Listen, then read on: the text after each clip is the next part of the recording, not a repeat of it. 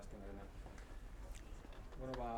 Gaur gore bada idarterentzako, gure artean Inigo Segurola izatea, ingenieria agronomoa, paisaiaria eta beste zoraiteatik ere ezaguna, zandarik ez.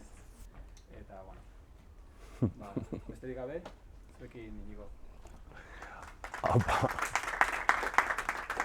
Egunon, bakit ez daukazutela zuek eskolan paisaiari buruzko diseinu ikasketaik, baina, saiatuko naiz, aurkezpen honetan, azkenean diseinatzea zer da, arazo bat identifikatzea eta horri soluzio kreatibo bat ematea, ez? Orduan, edozein diseinu nik uste hortan datzala eta hori da kontuan eduki behar dela. Egia da, landarekin eta jardinak sortzen ditugunean, hor dagoen desberdintasun bada, guk sortzen ditugun espazioak bizirik dauden espazioak dirala, ez? Normalean bai arkitekturan, barne diseinuan egiten diren espazioak, zuk sortzen duzu espazioa eta espazioa hilik dago, eta espazioa behin eraikita bera etortzen da. Guk ordea sortzen dugunean espazioa, sortzen dugu izan daitekenaren zerbaiten asmoa.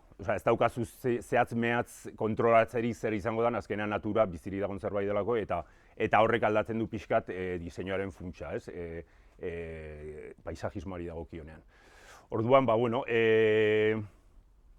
lehendabiziko atalan egingo ditut pixkat nire referentzia artistiko-etikoak pixkat azaldu, jakiteko zertan oinarritu da nire 55 urte ditut, nirea izan zen bokazio bat, ni paisajista izan nahi nu jakin gabe zertan paisajista, ni uste hori dela bizitzan eukideten suerteik handiena. Askotan esaten ziaten, suerte duna nahi zela, eta nik loteria ez dut erosten, suertean ez dut sinisten. Baina egia da, bokazia oso garbi naukala txikitatik, ez? Lehendabize ingenierio teknikoa agrícola ikasi nuen, gero ja lanean hasi nitzanean jardinaritzako tekniko bezala Edinburgoa jo nitzan ikasketak garatzea paisajismoan inguruan, Holandan urte batean baita ere egon nintzen. Gero nire erronka izan zen nolabait, behin Edinburgo neola masterra ja eskuratu nuean titulazioekin estatu batutara lanea jutea, baina Edinburgo jabetu nintzen euskaldun nintzala, eta lur honetan bizi behar nula, ez? Gainetzen errexea izanango ikasketa, eta goatzen naiz hor sufritzen eola, Mikel hau entzuten, sartzen zaizu olako errimin bat, eta esan, jartzen zai jar, oi ipurdia. Esan nun, bueltatu behar dut etxea, ez? Orduan hori izan zen baita ere nik uste bizitzan eukideten gauza argi bat, jakin nun egon behar deten, eta egin behar detena nire lurran egingo detela, eta ni nolabait abertzaletasuna, niretzat abertzaletasuna da paisai batekiko daukazun lotura edo konexioa. Kontuan eukita paisai bat zerbait dinamikoa dela, ez? Paisai bat da, geografia bat eta klima batek sortzen duten ondorio bat. Paisai bat bizitzen danean, paisai horrek kultura eredu bat sortzen du. Eta kasu honetan, nik ikuste detena da, hori nola paisaia zerbait dinamikoa eta aldakorra dan, nik onartzen duten kultura eredua ez da zerbait estatikoa, askotan abertzaletasunak pixkat itxi egiten dute kultura eredu hori, eta nire kasuan bada zerbait irikia. Hori aurrekari bezala. Arte mailan, niretzat nik Edinburgon ikasten eola, nire proiektu finala egin nuen Ekaingo kobaren erreplikaren inguruan, hor egon zen, bi lehia egon zian, zestoakoak eta debakoak, gu debakoak ginen, zestoak irabazizun. Eta gure proiektuan aztertu genuen nolabait, Txillida eta Oteizaren ekarpen artistikoak aber nola gauzatu inguru hortan baita ere, kontuan eukita bai bi artista hauen nolabait jatorria, Euskal Herrian nolabait salto bat egiten dute eta esan daiteke beren arte jatorria aintzinako artean dagoela, ez dagoela artearen historiaren edapen baizik eta nolabaiteko salto bat egiten dutela prehistoriara. Orduan nik tesian egin nuna izan zen nolabait ikasi, bai Oteiza eta Txillidaren ekarpenak aber nola bideratu zitezkeen paisaia munduan. Orduan, horraitu nintzen, eta nik Oteiza kosketan den liburua 3 aldiz irakurri dut, iruditzen zaidala Euskal Herriak ditun 3 geniotatik bat, niretzat, ja izango nuke 4 genio daudela. Eta ez daude emakumerik, geniotasun honetan, eta horrek amorru ematen dit, baino. Jorge Oteiza alde batetik, beste batetik Mikel Laboa, obviamente, niretzat beste genio bat da Jose Miguel Barandiaran, eta laugarren bat gehitzekotan Balenciaga sartuko nuke baita, ez? Jorge Oteizak bere lan artistikoa, batez ere interesgarriena dira, bere bukarako piezak dirala kaja metafisio hauek, eta nolabait utxunea kapturatzen du, ez? Txillidaren lana, utxune bat egiten du, osea, Oteizak egiten duen utxunea da nolabait pliege batzun bitartez perimetroa sortu eta barruko espazioa utxik kapturatu, ez? Txillidaren artelanean utxuneak dira nolabait masa bati egiten dion estrakzio bat, utxune bat, ez?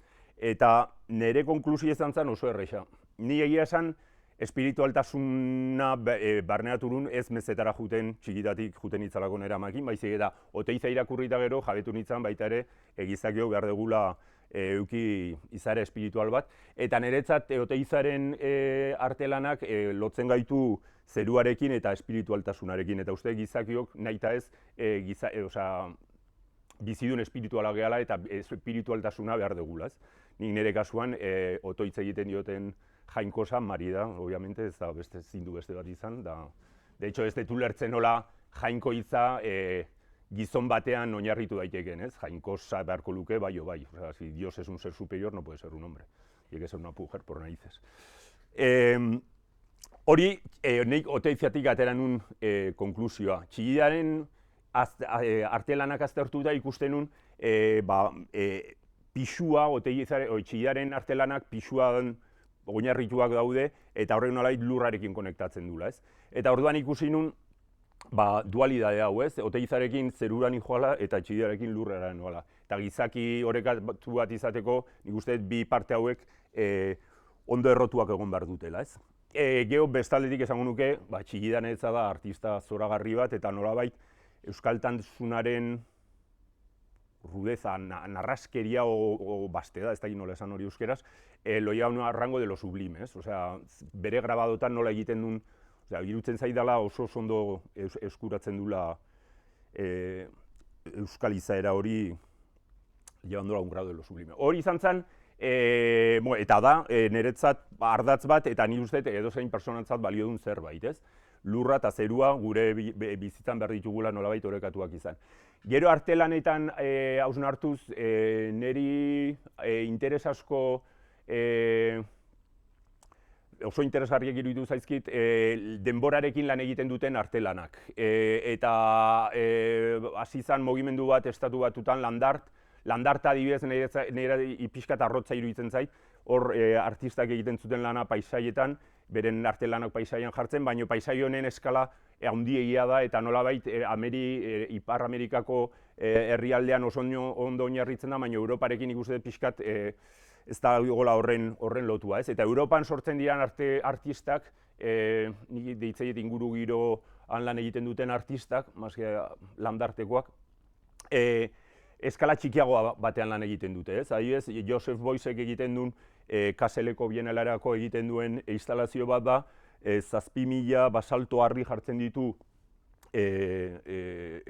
Bienala garatzen izan eraikinaren plaza aurrean, helburu batekin, harri bakoitzak kenduko dala plazatik bere, osea, haritz bat herrian, hirian landatzen den momentuan. Eta haritz horren alboan jarriko da harri bat, ez? Orduan, 7.000 harri horiek desagertu ziren, uste 5 urte behar izan ziala 7.000 harriak plazatik desagertzeko, eta haritzak landatzen zihoazen neurrian, haritz bakoitzaren azpian harriak daude, ez? Gaur egun ja haritzak tamaina bat hartzen ari dira, eta hor jarraitzen dute orekatuak haritzak eta harriak, ez? Orduan da nolabait artelan bat, izaera objetual batetik nolabait desegiten dana, ez? Eta natura hori da, azkenean da zerbait bizirik, orduan bizitza daukaten artelanak asko interesa handia euki duten igan betidanik, ez? Richard Long da beste artista bat, oso interesgarria, bere artelana nolabait da, ibilbide bat diseinatzen hasten danean, beak plano hartzen du eta ibilbide hori diseinatzen hasten da, eta artelana hor hasten da, ez? Ja planifikatzen duenean ze ibilbide egin behar duen. Batzutan, hor planifikatzen du ibilbide zirkular bat, saiatzen da ibilbidea zirkulo bat izaten, ez? Eta egiten du, gero juten da eta oinez egiten du. Kasu hontan, hau da, beha ibiltzean dauka oinarritua bere artelana, eta ibilbide hortan, bidai hortan nolabait, iristen momentu batean artelan bat sortzen duna, ez? Jakin gabe aurretik zer egingo duen eta lekuko baldintzak eta baliabideetan oinarrituta artelan bat sortzen du. Hau nahi ikeragarri gustatu zitzaidan berraian, eta uste dut interesa daukala, hau da walking alain, tipoa jarri izan ibiltzen aurrera eta atzea ez dakizen bat aldiz, marra hori sortu arte erosio baten bitartez, ez? Orduan nola da prozesuak sortzen dula artelan bat, eta nolabait da artelan bat denboran gutxi irauten duna, ez? Eta denboran gutxien irauten duten artelanak dira Andy Wolfsburg zirenak.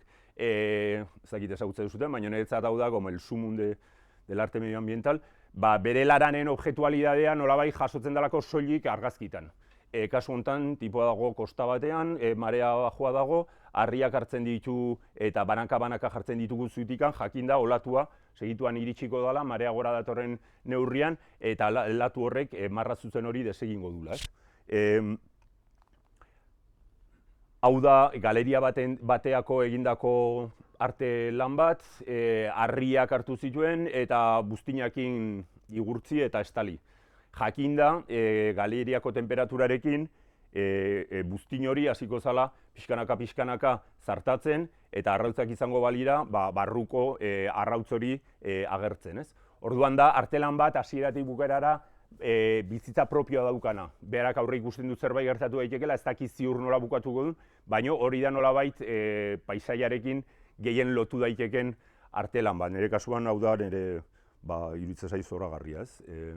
Eta nik esango nuke hau dela bizitzan dagoen artista baten autorretratorik onena. Euri iragarpenarekin, kanpora dijoa, argazki kamerarekin, euria hasten duen bezain pronto etzan egiten da harri baten gainean, o harri txintxarroien gainean, eta euria egin ala, harria busti egiten da, beha altxe egiten da, eta hor bere silueta, segundu batzuk iraungo ditun silueta jasotzen du, ez? Artelan horren presentzia da, más efimero imposible, osea, ebia egiten duen bezain pronto desagertzen da, eta ebia egitez bukatzen badu, baita ere, lehortzean desagertzen da. Eta nolabait denboraren, objektualidaren desagerpena iristen da alzumun, ez, kasu honetan. Bale, nik bere garaian, niretzat gero paisajismoan dago pertsonei bat izan dela referentzia absoluto, nik guru deitzen dio, dela Gilles Clement, da paisajista frantses bat, berak ditu 3 teoria landuak, Jardín en movimiento, Jardín planetario eta el tercer paisaje, interesa bat ez dute, niretzat da, ni guru zer da, ez, miresten duzu norbait eta esaten duen guztiai hola egiten diozun pertsona bat, ni goratzen naiz Bartzelonako paisaje bienal batean behaitz egiten naizala eta nik gelditu nintzen flipatu da, porque esaten zuen guztiakin adosten nuen, ez. Orduan, eta nire etika pixkat lantzeko garaian, gitxe izan urte bat, nik asto bat neukan, astoak ostikoa bat eman zian belaunean, eskaiolakin goraino, urte hortan bui irajun izan bazkaltzea, nahiko zaila zen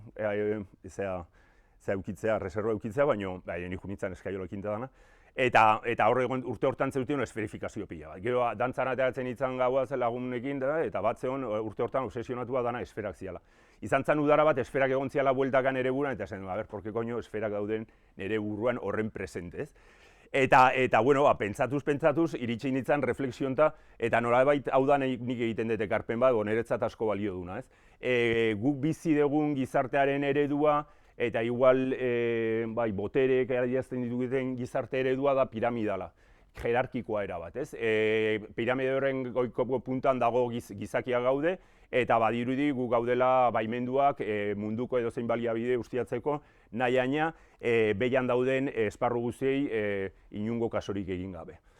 Eta nolabait urte hortan hori esferak zeuden lan ere buruan horren inguruan hausen hartuz ikusi nun nolabait prozesu geologiko baten geometria garatu beharko genuke hori esfera bat izango zela, ez? Esfera batean ez dago jerarkiraik, hori da gehien interesatzen zaiena, jerarkieza, eta esfera baten mugimendua da jaiotzen zea, espirala azitzen eta gero dekreciendo eta hiltzen zea, ez? Eta berdin du elefante bat izan, virus bat izan, eta tamainaren arabera ez dago jerarkiratzerik, ez? Eta orduan, hori izan zen nolabait nik egin nun ekarpen bat, eta saietzen naizena nire bizitzan baita ere ardatz izaten, ez?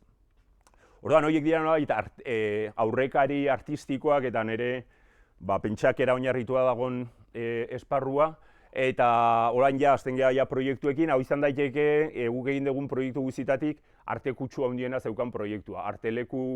Donostiako arteleku egoitzan, interbentzio bat egin genuen, lursail batean, hasiera batean, 4 urte ziraun behartzuna. Eta planteatu ziguten jardin bat egitea, jakinda horren iraupena 4 urtekoa izango zela. Hoi da nolabait kontraesan bat, zu jardin bat egiten dezunean planteatzen duzu jardina urteetan bizitzen jarraitzeko, baino plangintza zela eta bagenekin honen etorkizuna ez zala luze jungo, 4 urte baino gehiago irauntzitun. Orduan saiatu ginen, hilen pixkat, kasi artelan bat izango balitz bezala, egiten jardin bat nahiko iragankorra, nahiko efimeroa, eta hortarako hartu genitun lastofardo pila bat, dirutza gastatu genuen lastofardotan, inungo helburu bakarra izanik lastofardo hauek ustelduko zirala, eta usteltze prozesu hortan bertan sortuko zen naturaren espresio guzia bere hortan mantenduko zala. Ez zala inor sartuko hor ezerkentzea. Orduan, lastoaren ustelketa areagotzeko lehendabiziko urtean egin zian lastofardoen artean kalabaza batzuk landatu, kalabazak segituan hasi zian garatzen, eta bizitza segituan hasi zen, hasi zian lehendabizi perretxiko batzuk ateratzen, eta urte hortan, hau izan zen ja udazkenerako kalabazak ja hor zeuden, eta ikuste zuten bezala, lastoa hasi zen erabat usteltzen. Udara hortan ikeragarri euri egin zuen, izan zen urte bat oso euritsua, eta horrek baimenduzun lasto guzia segituan usteltzea. Guk hau nahi genuen, nolabaiteko dekadentzia. Hor egon zen anekdota bat oso bitxia, hau izan zen artelekuko egoitzaren berritze obra batekin batera egiten zen interbentzio bat. Udara hortan, horren beste euri egiten zuen, eta egun batean horren baita etorri zian inguru giro sailtik olio zirrikitu bat ateratzen zala artelekutik Urumea ibaira, hor bertan dago Urumea ibaia, eta pentsatuz olio fuga bat egon zitekela. Azkenean erotu zian, ez zegoen inungo olio fugarik, zan lastoa horren aguro usteltzen ari zala, lastoak usteltzen den bitartean sortzen duen urzikin horrek egiten zuen koipeitxura hori, ez? Dekadentzia hau izan zen guk nahi genuna, eta juntzan garatzen, esasi sastrakak hasi zian garatzen, eta guk nahi genuna zen hor inork eskua sartzea. Hor izan nolabait lientzo txuri bat natura bere kabuz espresatzeko, jakinda naturak erabakiko zuna ez zala gure gustukoa izango, baina jakinda gure helburua zala hori errespetatzea. Hala gertatu zen, baina gure ipuiaren bukaera ez zan gu nahi genuna izan, 3 urtetara deitu gintuzten artelekutik esanez bedelak zu eman ziotela hor bere kabuz garatzena izan guzia, ez? Nahiko narratxa zen. Orduan, ezin genuen onartu ipui honen bukaera hola, ez? Ezin zuen hola bukatu, izan bartzun bukaera politago bat. Orduan, Santieraz hori burua jan genion, esanez, horri buelta emateko, antolatuko genola ereiketaren festa bat, helburua izanik edonor etorri zitekela, festa giroan, aziekin poltsikoan, gu lurra landu genuen, eta nahizunak, nahizun lekuan ereiten zuen nahizuna. Oso ondo pasagin nuen egun hortan, eta jendea etorri zen aziekin, eta horren ondorioz sortu zen asteborrazte hau. Egia esan izan zen pasabat ze ondo, kontuan euki, lurra zegoen janari pila batekin, konpost guzi horri, hor sortu zen konpost guzi horrek lurra beraztu zuen ikeragarri, orduan girasolak danetik garatu zen, ez?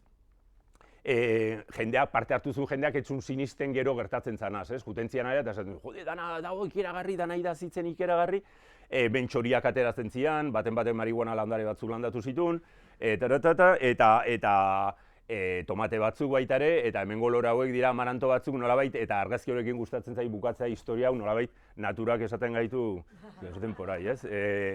Forma horrekin guk irabazi dugu kasu honetan, ez? Eta orduan hau da bukaera polit bat. Hau da, gu gure bulegoan, oain 2 pertsona gaude bakarrik, ez ditugu sekula hola proiektu handio, proiektu asko egin ditugu Donostian, egia esan, baina, struktura txiki bagea. Lehiaketa askotara aurkeztu gea, hau da Plaza Katalunia Donostin, hau zen plazaren hasierako jatorria, eta hor lehiaketa publiko bat egon zen, plaza horren aparkalekua berregin egin behar zen, orduan plaza guziaren diseinua lehiaketara atera zen. Aurkeztu ginen, eta irabazi genuen. Orduan, ikusi genuna zen, egin zen olako analisi txiki bat, Eliza zegoen albo batean, plaza gogorra, komertzioa beste albo batean, eta ikuste genuen, konexioak egon behar zutela albotatik, eta egoteko lekuak erdian. Hau dago Gorroz auzoan sartuta, pixkat olako eskema honta iritsi ginen, ez? Osa, eskema oso xume bat, errexu ulertzen zena, eta nolabait gu nahi genuna da berdea plazara ekarri. Normalen plaza gogorrak izaten dira, berdea perimetroan egoten da, berdeak ez du ezertako balio, gu nahi genuna zen nolabaiteko berdegune bat sortu, erabilgarria izateko eta jendeak bertan etzateko eta jolasteko, eta. Hau zen, ez? Plaza berdea eta bigun bat, una plaza berde iblanda. Kontua, gris gros, green gros, osea, gros auzoan dago, orduan, hori zen gure lema. Kasu honetan,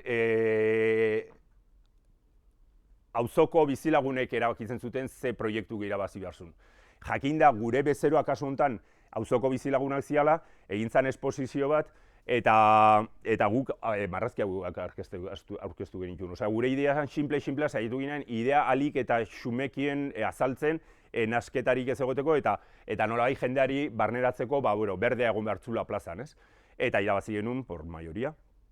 Gero gontzan beste ekipo batek oso lanmon bat egin zuen eta panel batzuk zoragarriak egin zituen, baina jendeak ez zuen ulertzen, horrek izan zen puntuazio gutxiena jasozuna. Orduan, kasu honetan izan zen jakin beti zein dan zure bezeroa, produktua behari emate. Gure kasuan Donostin proiektu asko irabazi genituen Odon Elorza alkate zela. Eta, ni Odon nahiko ondo ezagutza iritsi nintzen, orduan banekin behar zeon hartzen zuen zerrez, orduan gu lehiaketatan nolabaiteko muga jartzen genuen, hau Odonei gustatuko zaio, egiten gu, eta lehiaketa gehienak irabazten genituen, egia esan. Orduan, hau izan zen garatu genuen proiektua, oso simplea, eraiki zen, ez gintuzten obra zuzendaritzara deitu, eta orduan inguruko zuhaitz guztiak gerezi ondoak direla, aidea bere hortan etortzen, oza, hauain nahiko penagarria dago. Da beti bat beste faena bat, hori zugitea zu proiektu simpletan gaina obra zuzendaritza, asko ze garrantzitsuagoa da, detaile txiki bat kenduta, nolabait proiektuaren xarma erabat galdu daiteke, ez? Eta zugaitzak ez dijoaz ondo, eta ez daki guzagatik, gu ez ginen egon, osea, ni ardura ez dut hartzen. Hau da beste proiektu bat, proiektuak azaltzen ditut hola eskarri iruditzen zait asko, behin petxakutxa batera gonbidatu ninduten, eta esan nun, zenbat izaten, 5 minutu, ez? Petxakutxa bat, hola, esan nun, eta uste azaldu nitula 8 proiektu. Osea, erronka izan zen alik eta denbora gutxien proiektu bat azaltzea, eta batzutan argazki batekin azaltzen zen dudana, eta denbora eta dara sobratzen. Hau da, Donostiko unibertsitatea sartzeko dagon rotondako eskultura. Rotonda hori egin aurretik, eskultura hau hortzegon, hau da Andres Nagelek egindako eskultura bat, eta goatzen naiz, garai hartan, Mariskalek emandako ponentzi batean egon itzala, eta beregandik ikasi nuna zen bizitzan ondo pasa behar degula, osea, par egin behar degula eta umarea behar degula. Eta nolabait baita ere, bere lanetan ikusten nun berak bere diseinu guziei ekosistemak sortzen dizkiela, ez? Ez ditula, ez dakit, plater bat egiten barra du, ez du soilik platerra egiten. Ingo jo, bere basoa, bere mantela, maila, aulkia eta etxea. Nolabait, objektuei baita ere ekosistemak sortzen diela. Hori izan zen nolabait, bere hitzaldi hortatik ateratako ekarpenak. Orduan, udaletxeak deitu zigun rotonda, egin bertzan rotondan eskultura hau sartu bertzelako, Andres Nagel nahiko berezia da, ez dakit, bizire jarraitzen du, no, ez dakit, jarraitzen, bai. Oso berezia da, orduan udaletxeak etzun berarekin tratu egin nahi, esan zioten beak diseinatu nahi zuen rotonda, beak esan zuen eskulturak egiten zitula, ez zitula rotondaik egiten, orduan deitu ziguten rotonda hori egiteko. Ni hor gertu lan egiten nun, teknikari bezala, gureakeko teknikari bezala, eta eskulturari askotan ikusian eukan, orduan, izan zen nolabaiteko proiektu bat, junginan bilera batea, eta bilera hortan jatea ginen proiektu itxiakin, ez? Ni junitzen erreflexio batekin, nolabait, animali bitxi horri egin behar geniola ekosistema bat. Behartzula itzala, noski, eguzkitan zeholako eta arretzena itzalako, orduan itzal bat behartzun bera babesteko, gero lorak ez zaizkio gustatzen, orduan belarrak behartzitun baita ere bere gozea asetzeko, eta ideia horrekin, eta gero esaten hori dana, girotu behartzala olako laino artifizial baten sistema baten bitartez, ez? Hau izan zen eskema. Eskema honekin joan ginen, eta Andres Nageli ondo iruditu zitzaion, gainera beak esaten zuen, pero florecitas no me pondréis, no? Eta, no, tranquilo, mucha hierba. Eta esaten nionean, y niebla artificial, a ver si hay accidentes de coche, jaja, se reía. Orduan, izan zen zoragarria, eta bueno, egia esan, egin zen eskultura, jarri genitun 9 metroko pinu batzu, landatu gintun belar guztiak. Laino artifiziala lehendabiziko urteetan funtzionatu zuen, baina gero da, laino artifizialaren mekanismoa da, ur txantxa bat, presio ikeragarri batekin punta baten kontra bota eta hor sortzen da lainoa. Hortarako egon behar du oso garbia. Eta udaletxeko teknikariek ez zuten inoiz jarraipen bat egin hor sistema horri orduan bertan bera gelditu zen. Eta hor ikasi nun gaina espazio publikoan lan egiten denean ez daukala zentzurik teknologia asko erabiltzea. Honena da teknologiak ahalik eta gehien baztertzea. Behintzat ez dadila diseinuaren ardatz izan, bestela diseinua joan daiteke pikutara. Baina lehendabiziko 2 urteetan ondo funtzionatzen zuen. Jarri genitun belarrak zian, edozein bide bazterretan aurkitu ditzakezun belarrak, olako kardoak eta hola. Egia da lehendabiziko urtean, lehendabiziko udaletxeak hartu ala ez zula mantentzen, eta orduan aste bat egon zen, barruko zona eta inguruko belarra ez zegoen ondo nastu egiten ziren, ez zegoen oso ondo banandua, eta jende jasi izan kejaka, belar txarrak noiz kenduko zian, gero ja belarrak, ez dago errezki gehiago. Bueno, hau ez. En fin, badakitela eskultura gaur egun pozik dagoela, hori da garai bateko bitxoa, ikusi bezuten moduan, potro handiak ditun zaldi bat, ez? Badakit gaur egun pozik dagoela bere itzal hortan. Eta nolabait rotonda horrek, Donostiako sarreran dagoen rotonda bada, unibertsitatea sartzeko eremuan, asko gustatzen zaitena da, barruko belar guzti horiek nolabaiteko bere etorkizuna erabakitzen dutela. Ez dagoela inongo mantenurik, bakarrik inguruko belarra mantentzen da, barruko belarrak bere hortan uzten dira, eta junda aldatzen, baino autogestio oso txukun bat lortuz. Hau da beste proiektu bat, Donostiko Kontxan, Plaza Cervantes. Hau da hemengo zirrikitua, honek baduka punteroa, triangulu hau, ez? Hemen arazo bat zegoen, baduka puntero honek? Bai. Baina ez du. Bale. Hemen baita ere aparkaleku subterraneo bat handitu behar zuten, orduan lehiaketara atera zen honen plaza honen, triangulo honen rediseinua. Hemen zegoen arazoa zen, bidegorria Donostiko bizikleta guztiak hemen dijuten ziala. Orduan, kontuan eukita hau dela konexio bide bat, abenidatik datorren konexio bat, puntu hontan hor gatazka bat sortzen zen, ibiltzen di joatzen pertsonekin eta bizikleta joatzen pertsonen artean. Orduan, hori zen arazo nagusia. Gero, eta bueno, esaten una, proiektu bat garatzen denean, kontuan euki behar da lehendabizi, zein den arazoa, eta arazo hori aurre egin, ez? Gero, Donostiako Kontxa paseako lekuan gaude, la milla de oro de Donosti, ez? Nolabait, zer egiten dezu olako leku batean, ze asmatuko dezu olako leku batean, ja bertan badaude baliabide batzuk eta baliabide horiekin lan egin behar da, hori da pentsa gure ikuspegia, badaude palmera batzuk, badaude tamarindoak, pavimento eredu bat, banko eredu bat, orduan gure proposamena izan zen soilik jakinda bidegorriaren arazoa hemen sortzen zala, bidegorria albo batera eman, belar artean sartu, oinezkoekin arazorik ez egoteko, soilik hemen puntu batean jakinda oinezkoek eukiko duela prioridadea hor bilatzen da bizikletedunen eta oinezkoen arteko arazoa, tamarindoak jarri, palmera batzuk jarri, punto.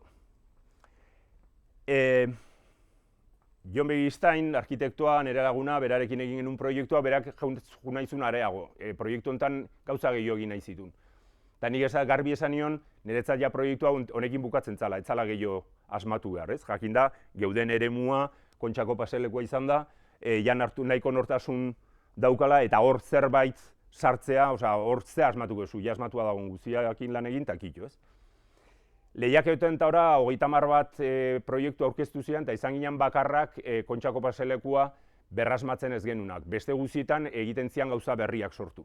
Guk izan ginen, ez genuen ezer egiten. Eta orduan udaletxea konturatu zen, espazio horregi hartzuna precisamente zala ez ezer egitea, ez? Beste gauza guztiak nolabait alteratzen zutelako izaera. Baina, bueno, hor, esaten una, mariskalekin ikasi genuna zen, proiektuetan ondo pasa behar degula.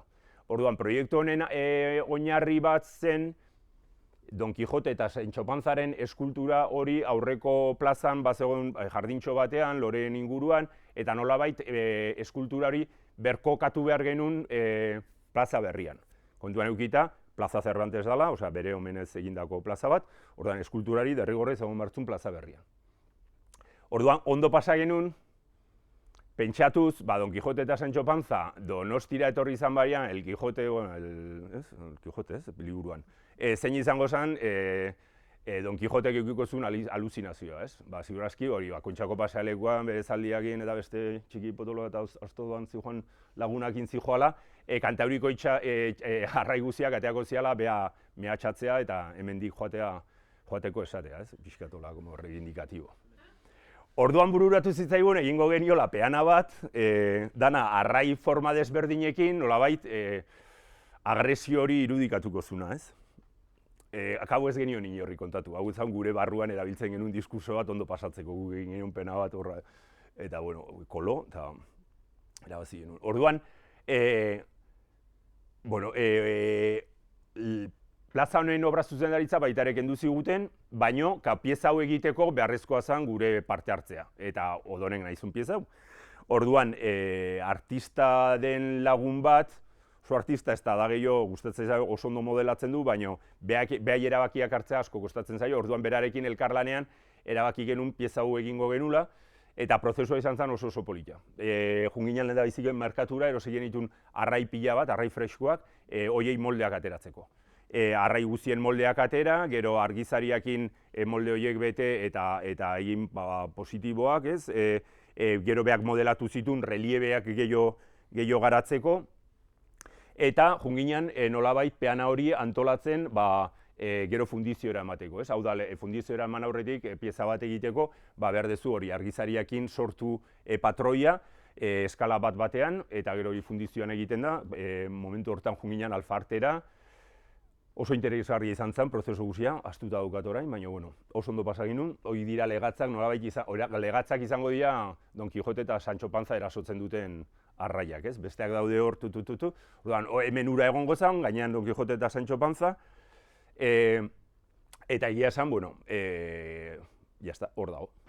Ezin zaio eskultura ditu, beko peana hori, ez zalako arte lan enkargu bat eman, baina egia esan lortu duguna da, jende guztiak argazki ateratzen jo eskultura honi. Gaur egun baia badago inguruan, umeak ez igotzeko, eta politena zen, nik badauzkata argazki batzuk nire joak beraien gainean igota, izan politena. Ikuste ez dute hor legatzak ura botatzen, Don Kijote eta Sancho Panzari, eta bueno, sortu zen trama eta prozesu guztia oso ondo pasa genuen. June mendik, ez? Don Kijote kanpora. Hau da Donostira egin dugun parke oso garrantzitsu bat, Intxaurrondo auzoan, Ametzagaina parkea, 40 hektarea ditun parke bat, eta hemen, ez dut uste dana ekarri detenik, azaltzeko, hau da nolabait zeina, gure bulegoaren identitate zeina bat jartzen ditugu akazi tronkoak zutika proiektu pila batetan. Hortik juten bazate eta akazia tronkoak ikuste baituzue, gu ez bakea guri idei hartutako norbait egindako zerbait da, porque guk gai hasi ginen, uste eta hau izan zala lehendabizitako proiektua hori gauzatu genuna, ez? Akaziagoa zeuden parkean, garbitu garreko akaziak nola egurra oso sendoa eta iraunkorra duten, zutika jarri eta oraindik hor daude zutikan. Badaude batzuk asko okertu janak, akaziak daukana da mugitu egiten dela behin moztuta, egurra lortzen di joan neurrian okertu egiten da. Ametzagaina parkeak bi lurton tortzeuden, dago 40 hektarea, lehengo urtean, oindala 2 urte, eta urteo juten nahi, udazkenan buelta bat ematea, eta oindala urte pila bat eraiki izan, eta Jesukriston satisfazioa parke hortatik ibiltzea. Ez du mantenu beharrik, nahiko natural planteatu izan dana, eta denbora pasala, zugaitzak hasi zen nahi da, satisfazioa da ikeragarri ikuste duzunean gauzak ondo planeatu zen itula eta ondo dijoa zela, ez? Hemen ekarpen, diseinu aldetik egin genuen ekarpen interesgarriena, porque hori, erabaki orokorra zen, ahalik eta gutxien egitea. Eta bideak, irisgarritasun aldetik dauden beharrak asetzeko egin beharreko penditzak zigzagean egin beharrean, guk parkeari buelta ematen genion, 106ko penditzarekin, ez? Hori ekidin, zigzagoiek ekidin ala nola. Eta gero, dana naturalki tratatu, eta hola, ito bezala egiten genuen, parkeak ditu bi lurtontor batean dago Karlistendarren fuerte bat, nola fuerte, euskeraz? Fuerte bat, gotorlekua, ez? Eta bestean zegoen, beste tontorra zegoen, erabat desfiguratua, behian dago Donostiko Garberako zentro komertziala, hor ikusten den gauza berde hori da Garberako zentro komertziala, eta Garberako obrak egiten aiziala, lursail guzi hori eraldatu zen ikeragarri. Utzi zuten dana eskombro askokin, orduan nolabait, planteatzen genuen, bueno, tontor baten forma konbexo batean egin beharrean, zergatik ez diogu buelta ematen, eta forma konkabo bat sortzen dugu, ez? Eta krater bat egiten dugu mendiaren tontorrean. Orduan hori da egin genuna, kontuan eukita krater honek baliabide erabiltzeko aukera asko eman zitzazkela, bai kontzertuak antolatzeko, edo aisialdirako, o lo que sea. Ez da ezer egin, uste, inoiz, baina, bueno. Gauza da, sartzen zehala, honea barrua, trintxera hontan, nolabait kratek itxuradun eremu honta, eta inguruko soinu guziak desagertzen dira. Eta bai sortzen daulako mikroklima txiki bat, izea ez dago, eta orduan eguzki hartzeko eta etzanda egoteko leku oso eroso da. Eta azkenean, badala, aiteko sorpresa, eta tontorrean sartzen zea, eta derrepente utxune bat, krater bat, ez. Hor egontzian, sarreretan egontzian asfaltoa ez zuten ondo egin, orduan marrotu behar izan duzen, eta nolabait grafismo hauek baita ere asko erabiltzen ditugu proiektutan, guri pavimentu aldetik asko gustatzen zaigu asfaltoa, dalako nolabait pavimento flexible bat, merkea, sustraiak nahi poesia urbana polietenetako bada, asfaltuzko bide bat sustrai batek zartatzen dunean. Hori da, esaten zuenan, sustraiak aldu. Beste espaloietan olako hormigoizko kapak botatzen dituztean sustraiak ezin dute hori sekula hautsi, ez? Eta ikustea sustrai batek aldula pavimentu bat zartatu asko gustatzen zait. Orduan asfalto asko erabiltzen dugu eta gero nortasuna emateko marratxuriak egiten dizkigu. Eta hasieran oso politia gelditzen da, batez ere kontuan edukita gure proiektuak hasieran behar dutela olako deigarritasun bat, landareak oraindik ez daudelako bere purian, landareak landatu berritan, eduki behar dana, esperantza eta pazientzia horiek etorkizun hoberago batea iristeko, ez? Eta orduan olako ereduak asko erabili izan ditugu. Hau da Karlisten otorleku hori, horrei erabaki genuna ruina bere hortan utziko genula, fosoa berregin genuen, 2 pasarela jarri zitzaizkion, eta barruko otorlekuko eremuan sortu ziren olako hormigoizko bide batzuk, sulfato de hierrorekin tintatuak eta pixka landatuak, eta hor sortzen da olako beste txoko bat, parke nahiko natural batean, badago txoko hau, egia esan ez da gehiegi erabiltzen, honek badukalako olako leku itxiak, ez dira olako oso erakarkariak erabiltzaientzat. Zu olako leku itxi batea sartzen zanean, ez daukazu nondik irten korrika. Orduan horrek egiten du jendeak ez erabiltzea.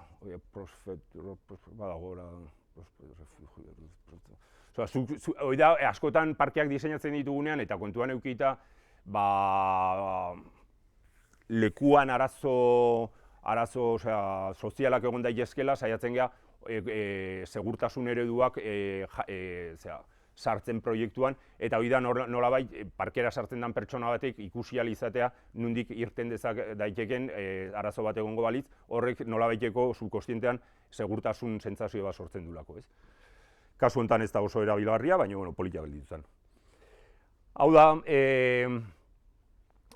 oroimenaren jardina, biolentziako biktimen omenez egindako proiektu bat, ez naiz hasiko proiektua bere osotasunean azaltzen, hor belarrak izango balia bezalako baia bat diseinatu genuen, 2 fasetan antolatu zen, lehendabiziko fasea eraiki zen, bigarrena oraindik ez da eraiki, Eta, bueno, dana zan olako forma organikoak, hor dago Donostiko elizau Moneok diseinatua, esan barrutik zoragarria da eliza, baina hor saldu zioten el monokapa, fatxada izan bartzen monokapa autolavable, eta dago zikina, indit ez da bi hiru aldiz tratamendu egin duten, eta baina dago zikina. Donosti baten txuria ez da mantentzen garbi sekula santa. Eta hemen egintzean, honen argazki gehiago ez ditu, landaketa guztiak, oroimena, proiektu honetan politia izan zen prozesu guztia, formazio, osea, nola iritsi ginen konklusiora, eta txurian oinarritu gian.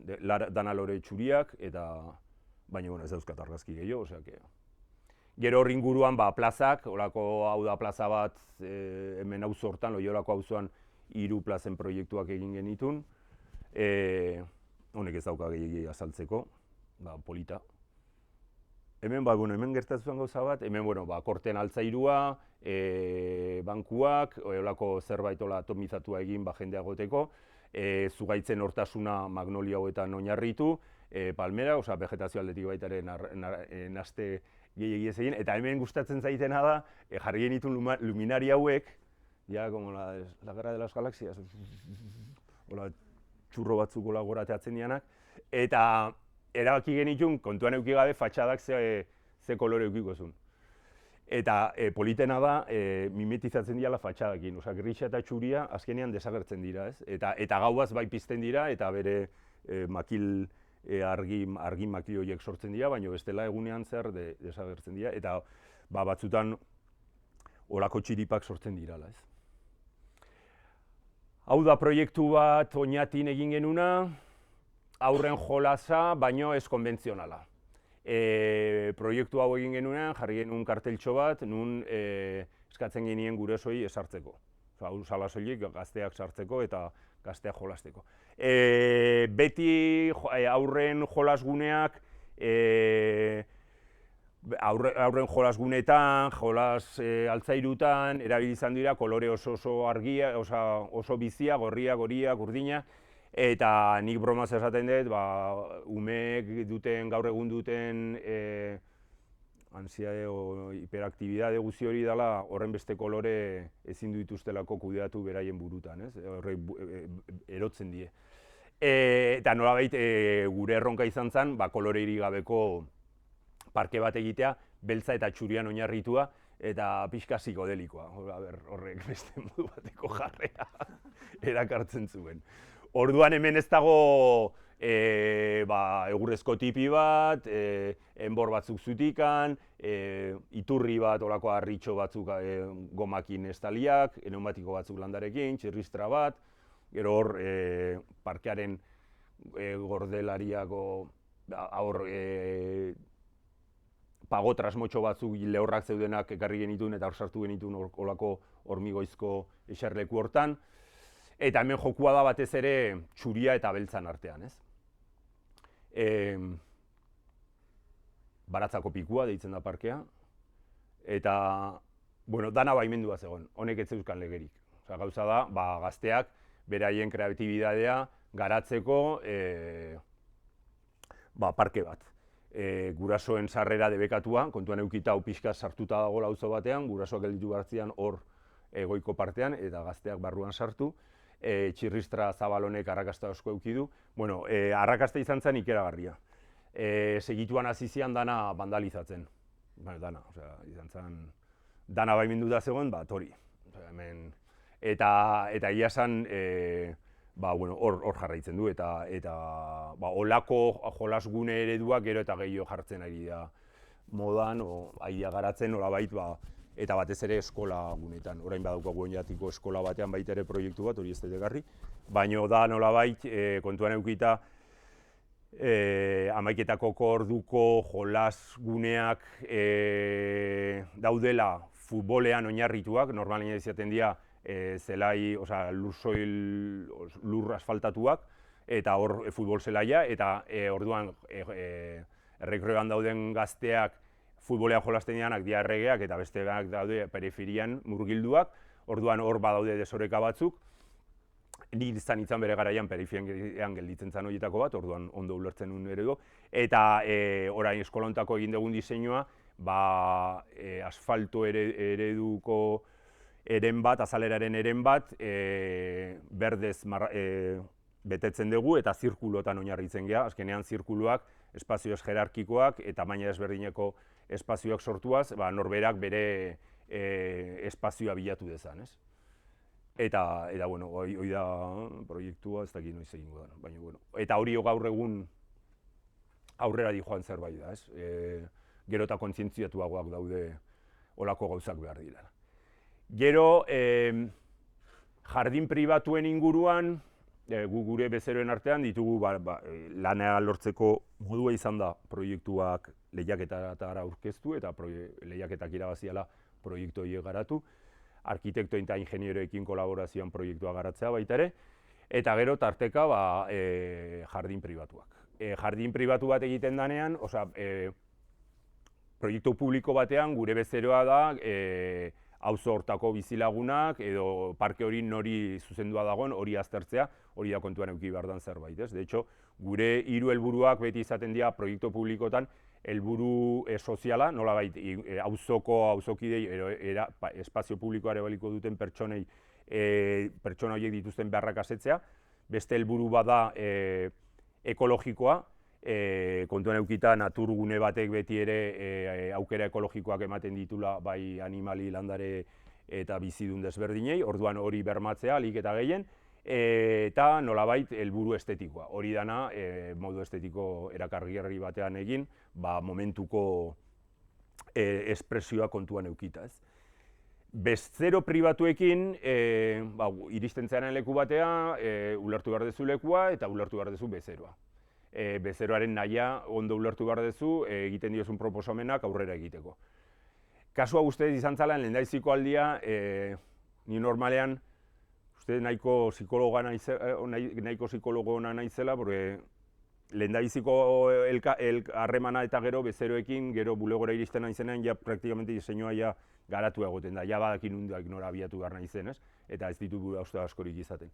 Jardin honetan izan zen lehendabiziko aldia ez genula ezer asmatu. Hau dago Donostin, planteatzen ginen gauza asko zer organiko bat, eta berak nahizun gauza oso markatu bat, ez? Lusail bat maldan zegona, 3 terrazatan antolatuta, eta beko terrazan estanke piztina naturala, estanke moduko putzu batekin.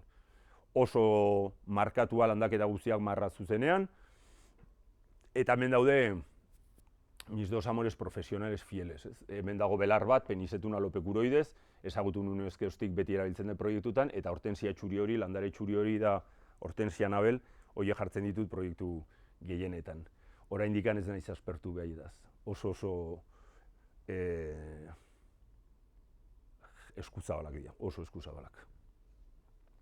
Hau da beste proiektu bat, hau ja desagertu da, etxe hau Rusiako tipo batek erosizun, eta karo, dana azero kortena altzairua ikusita, dana oksidatua, hori dana txatarria juntzen, eta ez dakit zer egin zuten, baina hori da baita ere jardin baten errealitatea, ez egitezu jardin bat irauteko, eta batean gertatu zaigu aurreko 2008ko krisia eta gero bezero askok etxeak saldu zituztela eta jardin horiek desagertu diala. Eta, bueno, bizidun guztiak duen helburua da hiltzea, orduan, jardinaren heriotza baita ere kontuan eduki behar da, ez. Kasu honetan izan zen hori, korten altzairuakin egindako jolas bat, oso jardin landarean ez egon bat ere inarrituta, ur jolas batzuk egin genizkion, eta bueno, hauek ez daukate askoz ere diskurso handiagorik, ez. Kasu honetan, altzairua dago bai bordilloetan eta horko paneletan, eta lurra da hormigoia sulfato de hierroekin tintatuta. Hortarako egiten dena hormigoia ondo luzitu, eta gero sulfato de hierro burnigatza hartzen da urarekin hastu, eta behin lehorra dagoenean, erratz batekin, hori urarekin hasten da, erratz batekin eskobatzen da azalera guzia,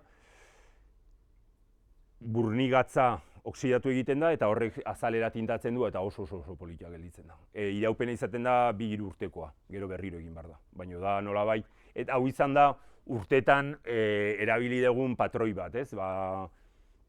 gauza mineralak edo bai korten altzairua eta hormigoi tintatua izan dira gure lanaren sinadura bat baita ere. Gaur egun gaude gehiago beltzean oinarrituak, baina bai.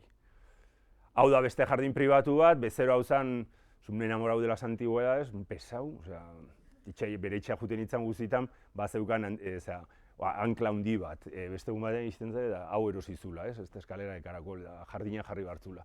Beti zeukan zerbait, eta aia jardinan ez zegoen leku gehiago. Baina, bueno, beti, hor jarri genuen puntu batean, justo jarri genuen jardineko puntu batean, hau itxau biarritzen dago, eta hor gora igotzen zinanean, justu itxasoa ikusten zenuen, ez? Zeukan bere puntu estrategikoa. Eta gero hemen egin geniona zen, beko bide batetik nahiko soinu etortzen zitzaion, orduan soinua beti gora iristen danean ezin da praktikamente kendu. Paretak egin behar dituzu, lor tontorrak, soinua kentzea oso zaila da beti gora datorrenean. Orduan kasu honetan ezin genion soinu hori kendu eta egin genuna izan zen, pareta batzuko soinu hori nolabait mantentzeko eta ur soinua sartu atzeko soinu hori nolabait estaltzeko. Orduan, egin zen olako alberka bat, hemen jarri nion erronka olako buruak erosteko, antiguedadea zen guzia txunditzen zen eta ekartzen zituen. Hau baita ere salduzun. Eta hau ez dakit nola egongo da egia esan. Hau Gladys, beste proiektu pribatu bat, kasu honetan berriro, Anabel Hortensia.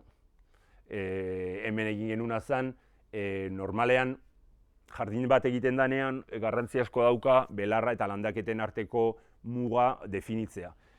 Muga hori definitzeko bordilloa jartzen dira eta kasu honetan bordilloa bide bihurtu genuen. Egin genuen bordillo sinu oso bat, nahiko zabala, kasu honetan forma kurbo hauek egiteko hormigoiakin egiten da burnizko pletina batekin forma kurbo hori sortu eta gero hormigonatu eta pletina ez dezukentzen, gelditzea como en kofrau perdido. Hoi gaina pletina oxidatzen da neurrian, kolore beltzago ilunago bat sortzen du eta xalera dago sulfato hierrokin tintatuta. Eta gero landaketen garapena, egia esan jardin honen etorkizuna ere ez dakit zein izan den. Baina, hasieratik hasi izan zoragarri izaten, ez? Eta hemen dago kurban oinarrituta. Beste jardin pribatu bat, kasu hau Iruñan, hemen egin genuen kubierta berde naturalizada, olako zelaia, gaur egun oso modan daude, baina ez dira egonkortzen. Kasu honetan lehendabiziko urtean politia egon baina gero ez dira beste belarrak ateatzen dira. Hor ereite dituzun belarrak ez dira mantentzen, urtero ere behar dira efektu hori lortzeko. Eta kasu honetan berriro korten altzairua, hemen behaiek hasieran zeukaten planifikatua tenis zelai bat eraikiko zutela, baina azkenean jardina egin zuten, orduan pareta handi batzuk bat zeuden, kontentzio pareta batzuk, hor sartu genuen kaskadatxo hoi. Eta orduan, horiek izan dira pribatuak. Gero, modu partikularrean, ni profesio honetan, nik beti esaten arkitekto batek ez duela igeltxeroa izan behar arkitekton bat izateko. Baina paisajista batek bai behar duela jatorri jardinero bat euki, edo nahiko jardinero izan gauzak ondo egiteko. Batez ere, guk erabiltzen ditugun diseinoko elementuak bizidunak diralako, landareak diralako, eta landareekin lan egin behar dezu jakiteko ze behar dituzten, eta zer aurre egin dezaken, eta zer ez. Esperientzia da zuk ikasi ditzazkezu gauz asko, baina zu lurrean jartzen zeanean, eta eskuak lurrean sartzen dituzunean, eta behaiekin lanean jartzen zeanean buru belarri, orduan egindako ikaskizun asko barneratzen dituzu barrura. Bitartean hor daude, baina ez dituzu ulertzen. De hecho, nik esango nuke, inkluso paisajismo munduan baditugula lankide asko landaretaz gehiegi ez dakitenak eta berainen lanak askotan ez dutela aurrera ondo egiten, eta pena bada. Orduan badago, Gilles Clement paisajista da, baina bere burua jardinerotzat jotzen du. Ni naiz paisajista eguneko 7 ordutan, lan egiten deten ordutan, eta gero jardineroa, eta betidanik izan naiz jardineroa baita ere. Gurasoak etxe bat erosi zuten Oiartzunen, hor hasi nintzen jardin bat sortzen, ja gazte-gaztetatik, baratza bat egiten nun, gero ja Oiartzungo beste auzo batean junitzan bizitzea, hor bertan etxe propioa erosi nun, Juanekin, hor joan ginen bizitzea, eta hor sortu genuen lehendabiziko lur paisajistak. Eta hau dago Oiartzungo zulo batean, bidea bukatzen den puntu batean, Maldatxua, hau da etxea, eta jardina antolatzen zen, junginan sortzen jardin bat pixkanaka, bertan zegoen baliabide bati etekin ateraz, dala iturri txiki bat zegoen baiaratik bera etortzen zena, eta horri etekin atera genion. Hau da beko jardina, hau da basoko jardina, eta hau da egintzan azkeneko jardinaren edapena. Ni jardin honetan ikasi nun ikeragarri. Hau da beko partea, hemen ikusten den zonalde hau. Eta hemen ja ikuste dituzue hormigoia tintatuta burni sulfatoakin, urarekin jazten ginen jolasten, ura bagenulako lekuan, landaketak baita ere. Lekua egia esan dago bailara batean sartuta eta daukan gauzarik politena da jardin honek ez ditu muga zehatz batzuk eta inguruko basoarekin nahastu egiten da, ez? Kasu honetan nola udazkena iristen denean belarroiek nik asko nire Anabel eta Penizetun belarroi dira mis dos amores fieles, negua iristen denean gelditzen daia zoragarri. Más detalle de diseño, egia esan jardin hau dago orain gu banandu ginean, orain dela 2 urte eta hau bere eskutan gelditu da eta ez dago horren zainduta, baina baita ere erabakiak hartu behar direlako eta exuberantzia plena idura. Uretako landareak ertzetan, hau da basoa zen utzitako baso bat, oso maldatxua, orduan lanean hasi ginean, sortzen zen adar asko sortzen ziren, adar horiek ezin genitun erre, bestela su egitean inguruko zuhaitzak kaltetzen dira, orduan erabaki genuen egingo genitula olako terraza batzuk, adarrak sartzeko, zutako nahiko txikiak ziren, ez zuten balio, eta nolabait bi funtzio betetzeko bat, nolabait lineak markatu eta ekarpen estetikoa lortu, eta bestetik barrera horiei esker, udazkenean erortzen diran ostoak, haizeak mugitzen dituen ostoak, hor gelditzen ziren nolabaiteko konpostguneak sortuaz, ez? Hor landatu ziren, hor egin zen hasierako ikerketa handi bat, zelaien inguruan, nolabait zelaiak sortu, hori gero azalduko. Baina hau izan zen nolabait aintzindari. Gero hemen hau dira enborduntz garoak, helechos arboreos, australiakoak, eta Oiartzunen oso ondo dijoaz, eta baso inguru honetan oso txukun gelditzen dira, porque gainera dira oso antzekoa bertako basoekin, ur jolasak, hau da basoguneko ur jolasak, landaketa desberdinekin, Xabi, kabroi hutsa, hau zan pauma hau zan joputa, guziei atakatzen ziren. Eta gero hori ikasi dut, zuk umetatik azitzen dituzunean, zu hartzen zaituzte betako bat izango balitz bezala. Orduan, harrak joera dute behaien artekan borrokatzeko. Orduan, hau zan, salto egiten zizun, baina beti. Kabronazo, baina da pasada bat, da alucinante, eta da animali bat ez duela inungo beharrik, ez diozu ez da jatekorik eman behar. Belarra jaten ditu, ez txaboli gabe arboletan lo egiten du, arazo bakarra dauka, kabia egiten dunean, lurrean egiten dula, eta emeak azeriak ematen ditula eta arrautzak baita ere. Eta orduan bakarrik gelditu zen arra. Hau da 3. terraza, jardin horren 3. edapena, eta terraza hortan jasi nintzen, hasi ginen lan egiten landare bizikorrekin. Jardinen munduan, ez dakit zenbateko txapa sartu honekin, baina landare bizikorrak dira, urtero ateratzen diren landareak eta loraldia, hilabeteko loraldiak egite itzazketen landareak. Denboraldiko lorak landatu behar dituzu urtero, lan asko ematen dute, eta orduan landare bizikorrekin esan daiteke guk daukagun aukera lan egiteko da praktikamente infinito. Kombinazio pila bat daude, bariade pila bat daude, eta aukerak dira praktikamente infinitas. Baino, beti daude, lan egin behar dezu haiekin jakiteko zeintzuk dijoazen, zeintzuk ez. Orduan hau izan zen, por fin bageneukan ja lursail bat lautua, porque gaino,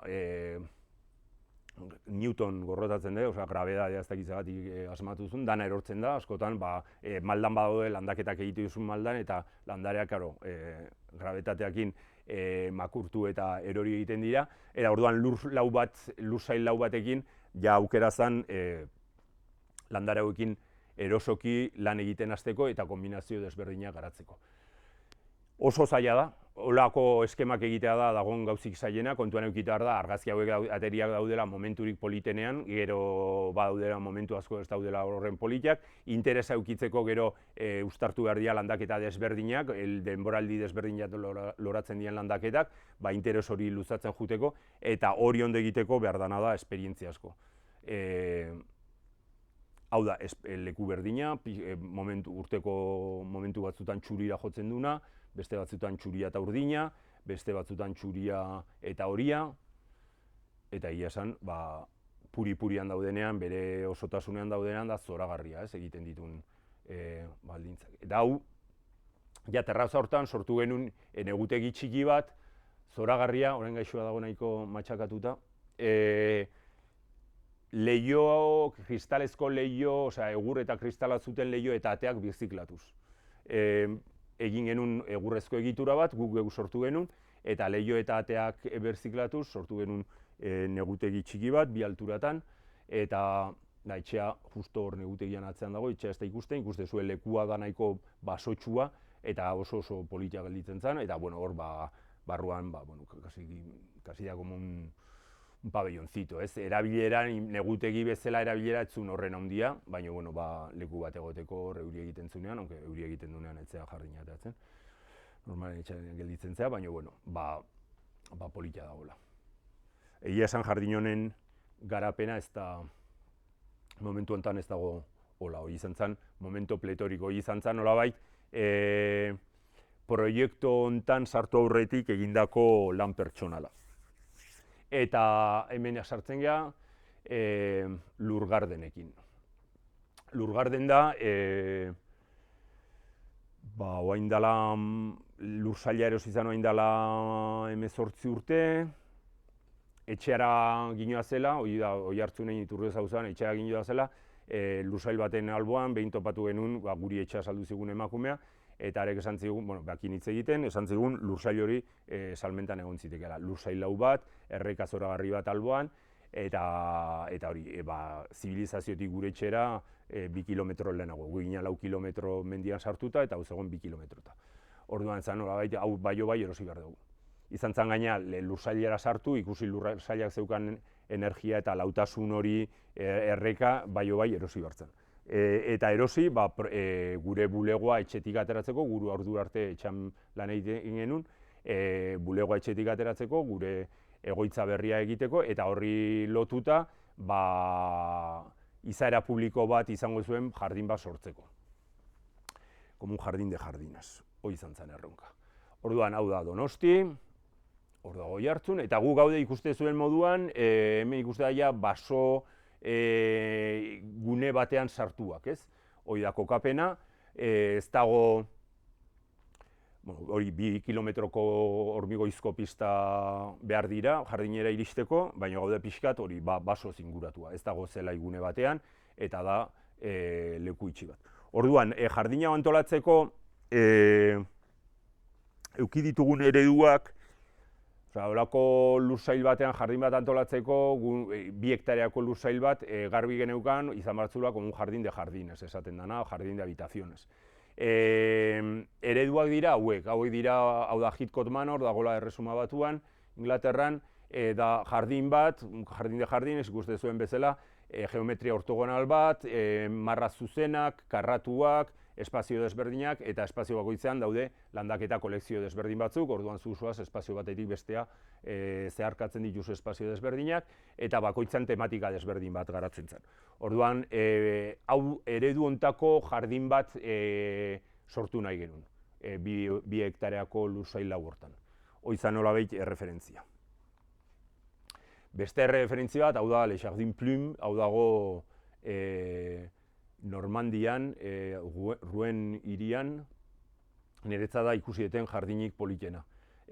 Baita ere da, como jardín de jardines, jardín de habitaciones, zona desberdinak ditu, setoetan sartuak, hau da, aurreko zelaia, neguan, da niretzat da jardin zoragarri bat egia esan, zoragarria. Eta, bueno, orain hasten da la historia. Hau da lursaila, ez dezute zer ikusten, baina hau da lursaila. Hau da, hemen azpitik dijoa erreka. Eta errekak hemen kiebro bat egiten du eta badijoa. Hemen dago pixka mendia. Bide bat orgoitik, orduan lursail hontan, hau da eraikina, sarrera publiko bat hortik, orduan lursailo hau dira hasieran garatu nituen bozetuak. Ikusiko ze, azalduko dizut. Jardín de jardines, trazado ortogonal, marra zuzenak, horra zinitza, eta egin nituen eskema batzuk, eta gauza esan, marra zuzen eraikina Jon Begiristain nire lagun arkitektuak diseinatu zigun, orduan eraikina da bi bloke bezala, bulegoa, inbernaderoa eta ni bizi naizen etxea orain, txokoa. Bi mar zuzen bainola kiebro bat eginez, hola diagonal batzuk bezala sortzen, orduan horri lotuta nolabait egiten genuna zen planteamendu bat, setoekin egin olako marra zuzen batzuk, marra zuzen horietatik gero abiatu eta jun sortzen karratu batzuk kolekzio desberdinak, landaren kolekzio eta espazio desberdinak sortzeko. Estanke bat, bueno, ideia zijoan gutxi gorabehera hemendik. Eta hasierako jardinaren izena, gaur egun da Lurgarden, bere garaian Lamia Garden zan buruan neukan izena. Olako eskemak egiten ditun, olako zirriborro batzuk egiten ditun, nik ez dut ezer gordetzen, batean abarkitu nun kuadernillo batean, eta esan, por fin, eskerrak, porque horrek ja konstantzia dago olako diseinuak egin ditula bere garaian. Eta gau batean, gertatu zen, nik esatet abduzitu nindula marik, o norbaitek abduzitu nindula, ogontzan kanalizazio, flipante izan da. Buruan, ja, bukatu genuen eraikina, jaginan arlan egiten, jardinekin hasi behar ginen, baina ez zegoen diseinu garbi bat. De hecho, ja zinitzan landaketa batzuk egiten, marra zuzen horiek abia puntu eukita. Eta batean, zeuden aro batzuk, altzaiuzko aro batzuk, obra batean sobratu zianak, ekarri genitun bulegora, haitu ginen pentsatzen aro horiek nola berregokitu jardinean, eta Juanek marraztuzun arrautz egosi, erditik moztu izango bagenu arrautz egosi baten forma hori, ez? Aro metalikoa erabiltzen genuen gorringoa egiteko eta bertan zuhaitza landatu, eta inguruan hormigoizko plataforma bat txuringoa adieraziz, ez? Vale. Nik hori ikusi, arratsalde batean, hasi nintzen, sartu nintzen oera arrautza buruan eukala, 3 ordu egin nituen, eta jaikiala egin nuen lehendabiziko gauza izan zen jardinaren diseinua marraztu. Izan zen, Jonek esaten du, llegaron los huevos y se acabaron los planos. Hau marraztu nuen egun hortan eskuz eta ez nuen gehiago marraztu. Eta atera zen nahi gabe, izan zen, derrepente dana hasi zen forma hartzen, ez? Berriro, eraikina hemen, inbernaderoa, hori da eraikina, lehen ikusi egun eraikina, orduan, olako arrautz forma hauetan oinarrituta espazio guzia antolatzen da, ez? Hau da erreka, sarobe erreka, zirkulua eta arrautz formak garrantzia asko dauka, diseinu guzia dago forma horietan oinarrituta, hemen dago sarrera publikoa, zoko batetik, ez dezula ikusten, jardin gorria, irizentzea eraikinera, eraikin aurrean badagolako transizio espazio bat, zelaia, belar luzea eta belar motza, ispiluaren jardina, estragarantziaren jardina, osto handien jardina, ezeguneak, esporan jardina, hortensien laberintoa, eta ilargiaren jardina, lehenozan jardin grisa, hori da azalduko detena. Hau da pixkat bizitatzen dana. Garbi daukat egun hortan zerbait gertatzen, ez da, eta gainera politena da, 10 urte pasadia, hori gertatu zen ezkezti, ja 11 urtera sartzagoaz. eta justo aurten egon naiz udazkenan liburu bat, jardinaren inguruko liburu bat idazten, lehengo urtean jardinaren goitik berakeko errebisio bat egin nuen, eta gaina ikuste detena da, dana dagoela bere lekuan, osea, izan zala, bai, ezin dula, horren beste kasualidad ezin diala egon bizitzan. Orduan, hori, abduzitu nindutela ez dago inongo dudarik. Hoi da eraikina, paisajismo bulegoa, negutegia eta ofisa. Jardina, ja kasuntako, ja ideia bagenun garbi, eta hoi dia hormigoizko plataforma horiek, zirkulo horiekin, eta nolabait, diseinuaren aintzindari izan zian forma guztiak, ez? Akazi tronkoak, noski, akazi hauek zeuden horko sarreran, sartu genitun, orain egi asko gustatzen zaitena da, akazi hauetan badaudela untza asko garatu diala, eta untzan tronkoak bihurtzen dira, da untzaz josuiak, eta polilago. Kasu honetan ez dago ezer oraindik garatuta, jasten gera sortzen, eta argazkia ondo dago. Hau da, hasierako ideia, ez? Hau zen, jardinaren hasierako forma, hemen iberdrolakoak basatzen ja arbolak mostea. Hor ikusten dituzute ja, hau da, hortensiaren labirintoa, eta hor hasierako aztarna marra paralelo horiekin, hemen jasten gera arrautzak sortzen, eta zelaia zegoen holaxen. Eta hau da sortu duguna.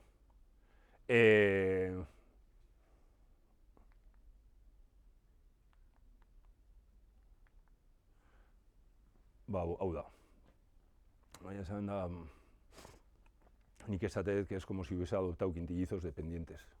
En absoluta soledad. Osea, honek eman di niri lana, burua galdu nun, burua galdu nun hau eraikitzen.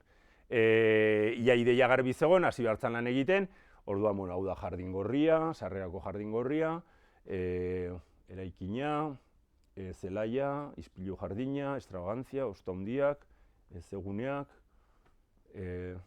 bai jungo naiz azaltzen banaka espazio bakoitza.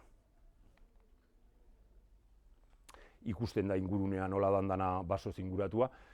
De hecho, esango nuke, hau da, una terraza aluvial. Hau da, errekak bere garaian gora egiten jundan neurrian sortu duen terraza lau bat, zelai basan hasieran, eta kokapena da nolabait, kasi arrautzerdi baten formako kokapen bat, ez? Erreka honek zuzen egin beharrean bailaran bera, hemen kibro bat egiten dalako eta badi joalako, orduan horrek ematen dio olako babes puntu bat, ez? Hemen ikusten da imperfekzionez, baina beran bertan ez zea jabetzen. Hoi da gure milagroa, baina esalduko izuet. Hoi da estanke bat usteltzen ez dana, zelaia. Argazki hau ikusi nituan, mola, tio, goitik ikusti izuzunan ez daude ohituta.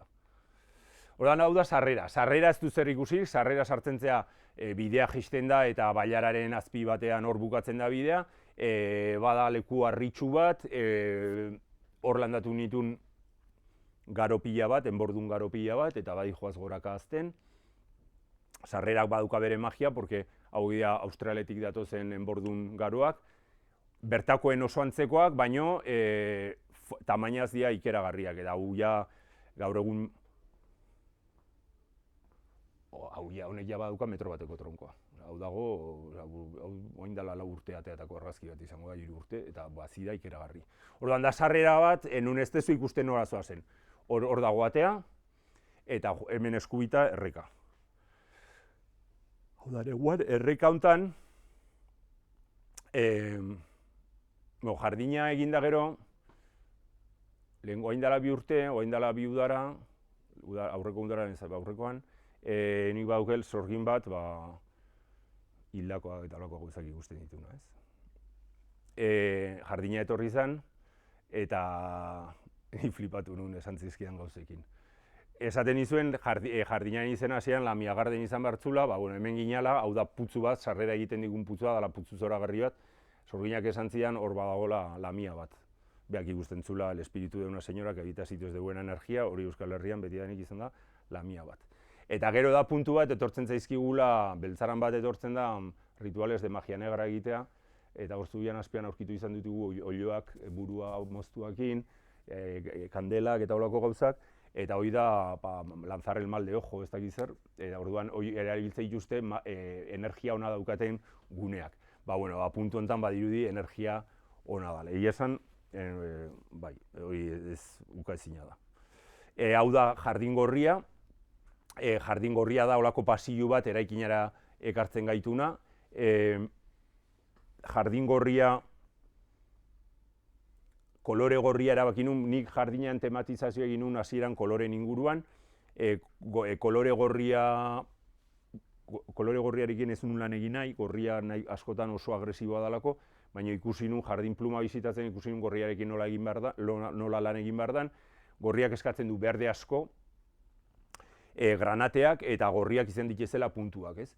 Orduan, hori ikasita, izan zen azkeneko aukerak eta pasio honi eman nion gorri izaera hori, ez dela gorria, berez da berdea, baina puntualki atetzen dian loreak dira gorriak. Nasketa desberdinak, Lucifer, Crocosmia Lucifer, me encanta. Hau da, jardin gorria ja irtetzen zeanean, ez? Leheno ginen goruntza eta hau da ja ateratzen goazenean. Jardin honen inguruan egin dizkiate ja refleksio desberdinak eta energiari inguruan dauden pertsonak etorri dianean, esaten diate zerbait gertatzen dela jardin honetan, eta nik nola ez deten ezer sentitzen eta ez deten ezer ikusten, flipatzen dut. Orduan, honera etorri zean bere garaian, orain dela 3 urte, 2 arkitekta frantziar, energiekin oso harreman estua daukaten horietako arkitekta batzuk, oso sentiberak, flipatuak gelditu zian, como en trance, jardina bisitatu gara, gelditu zian, como en shock. Ale, il faut partir, ez zuten ez errezaten, eseditak, ez zuten alde egiten. Juntzianean, esan zidaten, atea ziala jardinetik, ez habían sentido extraídas del vientre materno. Gero pentsatzen, arrautza, embrion, vientre materno, bere reflexioa gontzitekela. Eta batez ere irtera hau zala, como salir del útero, como salir renacidas, ez? Claro, jazten da, kasualidades, zizin diago norremeste kasualidades. Ni gorri izaera eman nion jardin pasillo honi, azkeneko bezala, kasualidade gero utero izatea gorria. Sorginak gero, esan zian, hori uteroa zala, que era el nacer. Eta badauka puntu hori, ateratzen zea hemendik, ateratzen zea arrautzedik, eta jaiotzen zea, eta ja kanpora ateratzen zea. Eta ez sartzen zea nahi, izik ateratzen zea nean. Orduan nik ja bisitak etortze dianean eta bisitak gidatu egiten jardinak, gero esate diet, que después de esta experiencia saldrán del embrión materno del Urgarden renacidas por el útero. Vale, zelaia. Zelaia da belar luzea eta belar motza. Belar luzea mozten da urtean behin bakarrik eta orduan da eta beste belarra astean egunero. Kontraste hortan lortzen da olako testura aldaketa bat. Belar luzea saiatu izan du naiz, zelaiak planteatzen diranean, belar luze hortan interes estetiko gehiago egoteko eta lore gehiago egoteko, ikerketa asko egin izan du ditut, inguruko belar naturalak hartu, haziak bildu, landareak atera, zelaietan landatu, pentsatuz horrek aurrera egingo dula, eta holako ikerketa asko egin da gero eta esperimentazio egin da gero, jabetu nintzen azkenean zelai bat izango dula berak nahi duna. Zu saiatzen zea zelaiaren izaera aldatzen, baina praktikamente imposible zelai baten izaera aldatzea. Lortu nun bakarrik landare bat sartuaz, Litrium salicaria, egur belarra. Horrek ematen du 2 metroko lora bat, hola arroxa, luze loratzen da gaina, eta hemen behintzat ondo dijoa. Baina bestela, horrek uste zuen belar luzea bere puri-purian, gero juten da pixkat hori degradatzen, eta badauka bere interes estazionala. Hau da, gehiago udara, uste hortan moztu nun zelaia. Hor ikusten dian lore moretsu horiek, hori da Litrium salicaria. Belar hori ja dijoa nolabait agostatzen, udara etortzen da neurrian, ja juten da lastotzen, eta gero gelditzen da, iristean momentu bat irailetik aurrera dagoela nahiko dekadentea, esan, ez dago bat ere polita. Baina, bueno, zer da polita eta zer da itxusia, Asean dekadentzia baita ere, zuk dekadentzian edertasuna ikusi nahi duzu, ikusiko duzu.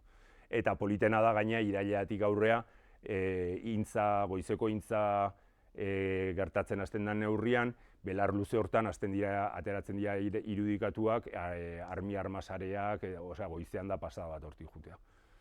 Urtean behin mozten dut, ni oso pozik nago jardina honek satisfazioa asko ematen dizkiet, ez ditelako lan asko eskaintzen. Eta zate dizut, bestela hemen sartu ditutela orduak ero baten moduan. Eta hau da, el milagro del jardín.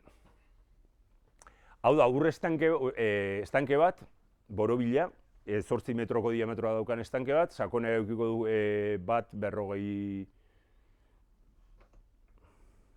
olako zerbait, 1.30, olako sakonera bat, bere puntu gorenean. Hau egin genuen, eta ez genuen bukatu. Estanke bat bukatzea da, zuk estanke bat ondo funtzionatzeko, egin behar diozu ur sarrera bat eta ur irtera bat, eta rezirkulazio bat egin. Edo ura geldia, piztinak ondo egoteko, botatzen zaie klora edo gatza. Zuk ur lamina bat uste bazu eguzkitan kloratu o gatza bota gabe, edo ura berziklatu gabe eta oxigenatu gabe, ura usteltzen hasten da. Eta bi astetara ja hasten da hori hilarran zopa bat izango balitzu bezala, berde gelditzen. Hau gelditu zen bukatu gabe, rezirkulazio sistema guztia ezarri gabe, eta jabetu ginen ura etzala kaltetzen. Etzala usteltzen. Daramazki 8 urte eraikia estanke honek, eta ura ez da kaltetzen. Egia da, lehengo urteko ekainean, bero bolada baten ondorioz, hasi-hasiala alga batzuk bezala igotzen, eta esan uste milagroa pikutara juntzaikela, baina ez bere honet etorri zen, eta jarraitzen du ura gardena egoten biziakin.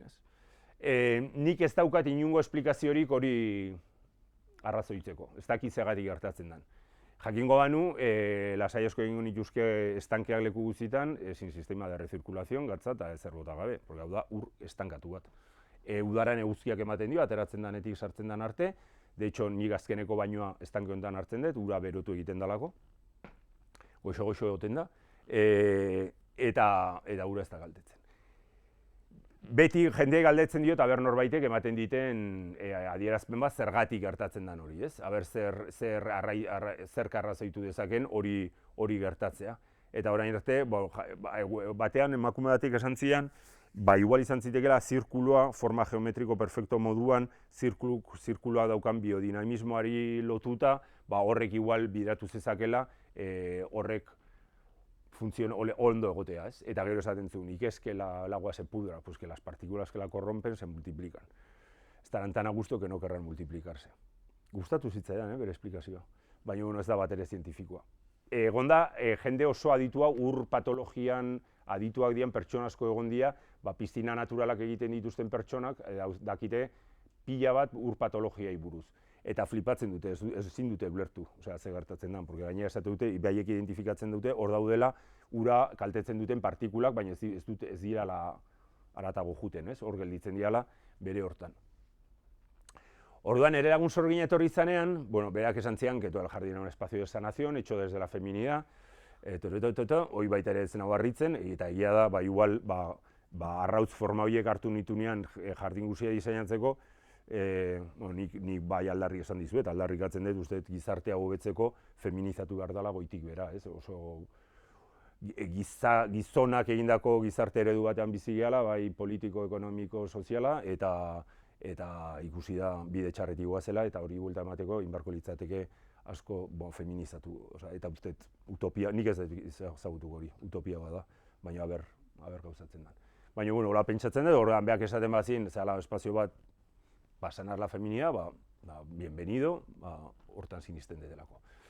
Eta hemen ginala, esan nion, a ber ze gertatzen zen, ez nion ez esan. Eta nion, a ber, si es bruja, que acierte, no? Esan nion, a ber ze gertatzen da hemen, eta esan zian, ura begiratuta, esan zian, ura bizirik zegoela. Eta, etzoaz gaizki, ura bizirik dago, bestela horietan gertatuko, ez? Orduan, azaldu nion ze gertatzen zen, eta jarri zen, estankean gainean konektatzen, eta segituan hasi izan esaten, jodinio, la que has liado aquí. beak esaten du, beha irikitzen zaiola zilindro bat ola que conecta con ciudades intraterrenales donde habitan los seres lemurianos, que los seres lemurianos me habían elegido para hacer el jardín, nik esaten izuen aurretik ja baneuka la sentsazioa que había sido abducido. Yo prefiero la versión que me abdujo Mari, Bueno, o sea, eta gaina esaten dit que mi misión aquí ya se había acabado, que ya me podía ir.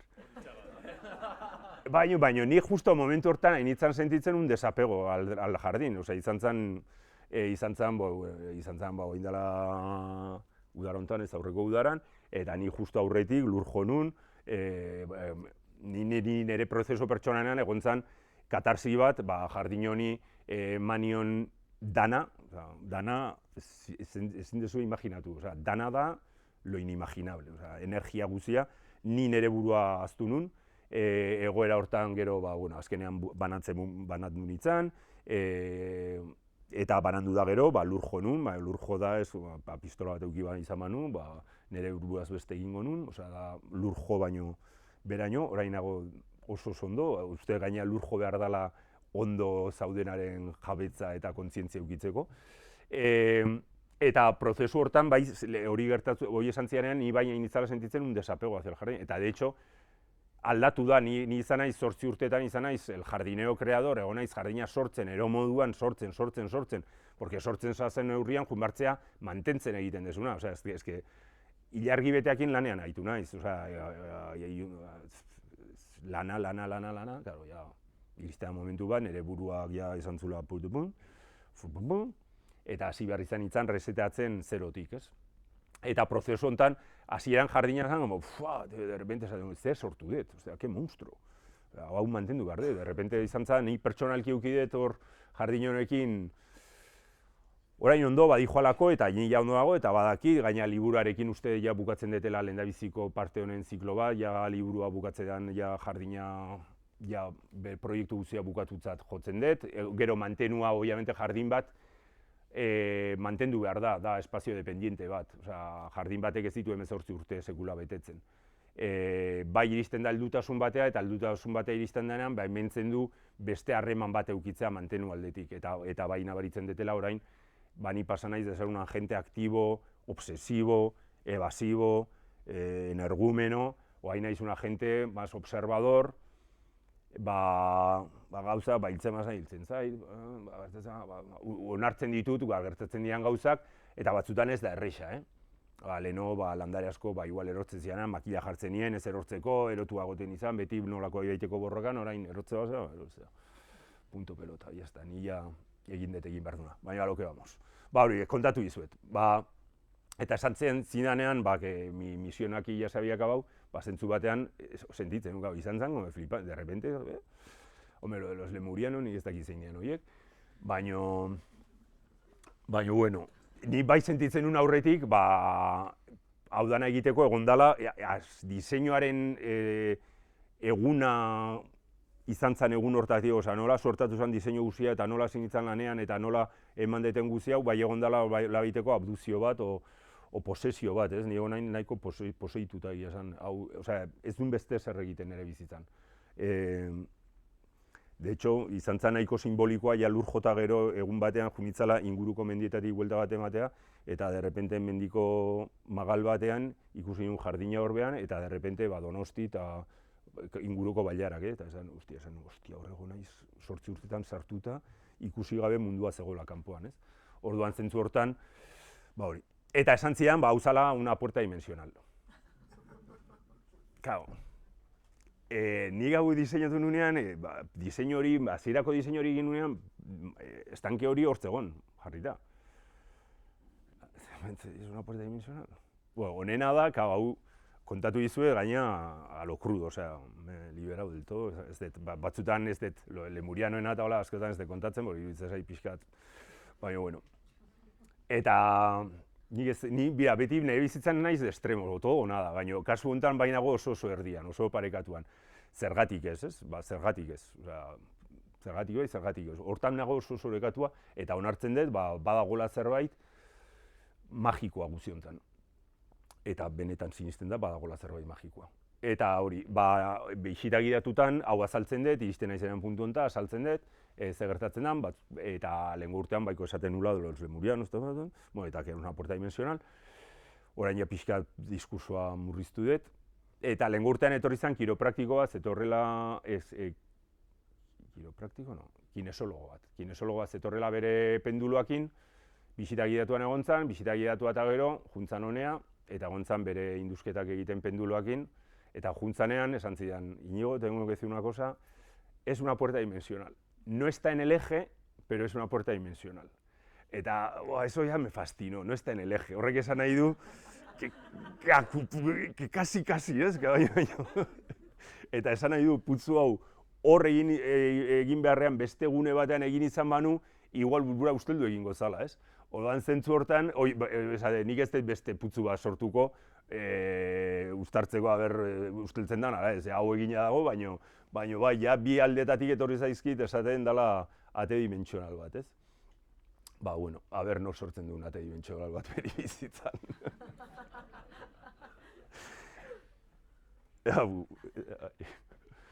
Hau da zelaian landatu dan belar hori, Elytrium salicaria, gero ja hemendik sartzen gea ispiluaren jardinea, hau da estanke bat pasada, hau da, nik 3 lekutan negar egin dut, Stendhal sindromea da, que te pone nervioso la belleza, ez?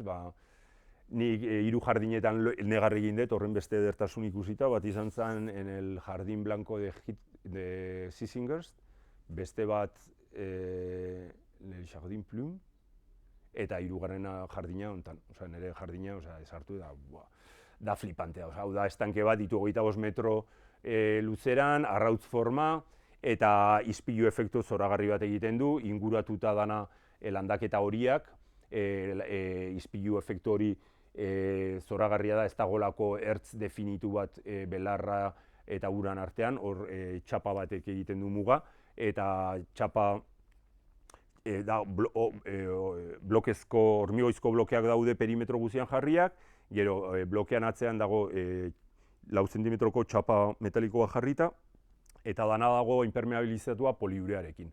Poliurea da impermeabilizazio bat proiektatzen dana, orduan ez ditu pliegeak sortzen. Orduan horrekin ja egin dezakezuna da bukaera hau, eta nik uste bukaera hau dela jardin honek daukan, espazio honek daukan gauzarik politena.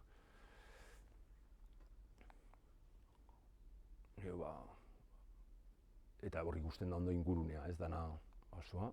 Hau ja, neguko edozein egunetan nola egoten dan, justo ura epelago egoten da, kanpoan hotz gehiago egiten du, eta orduan laino guzti hori sortzen da. Hemen, animalia etortzen da, hemen egia esan nahiko puteatzen ditut, behin karpak sartu nituen, kormorana pasazan, dana jantzitun, ateak etortzen dira tarteka, lehen urtean egon zen fenomeno bat oso polita, etorri zehala patos azulones hauetako bikote bat egoten zen, eta nik esaten, umeak ateratzen dituzten jardinean, irriki horrekin, eta justo hemen pare honetan, egun batean arkitun nuen arrautz bat, eta kabia egin gabe arrautz bat jarrita. Horrengo egunean beste leku batean beste arrautz bat, eta bi egun eta beste arrautz bat, baino kabia egin gabe. Eta horrek pentsatu arazi nindun. Beti damos por hecho que el objetivo de la vida es reproducirse. Eta esa pata había decidido que no se reproducía. Arrautz bat demego, kabia egin gabe, hori ezin ditu aurrera eman. Es como, toda la vida está en transición, no tenemos por qué seguir patrones estándares. En fin, anécdota hori renuncia a su maternidad, la pata, en Lurgarden.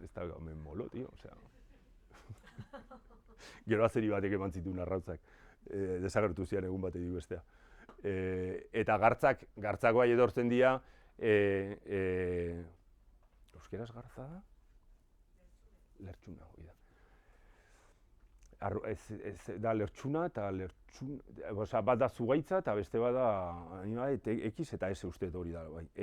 Lertxunak etortzen dira eta lertxunak arrantza egiteko, porque urtero saiatzen naiz lehortzen dan putzu batetik, hartzen ditut amorrai txikiak, salbatzen ditut eta honea sartzen ditut, eta orduan ja lertxuna ingurutik pasatzen denean ikuste ditu hor mugimenduak, arrantza egin nahi du, baina lertxunak arrantza egiteko behar ditu hankak sartu uretan, beak egiten duna da, mokoa bota, arpoi bat izango balitz bezala, eta orduan jasotzen ditu, ez? Eta nola, hau perimetro guztia vertikalizatua dagoen, ezin dutu urak hankak uretan sartu, orduan ez ditu hartzen, eta hor egoten da erotua janearia ikusten eta ezin hartu. Hau da estrabagantziaren jardina, bueno, seto guztiak, ez dut azaldu, baina espazio guztiak kontentzeko egin ziren pagoekin setoak. Pagoak egiten du seto zoragarri bat, hau da udazkenean hartzen duen kolorea, goitik ikusita, marroi horixka puntu bat, gero negua iristen denean setoa gelditzen da marroi-marroia, eta gero udaberrian berdetzen da, orduan eta marroia gelditzen den bitartean ez du hostoak galtzen. Seto marroia, nahi pagoa setoak egite dugu da gehien gustatzen zaien landarea. Orduan, hau da espazio txikienetako bat, eta hemen hasieran hau sortu zen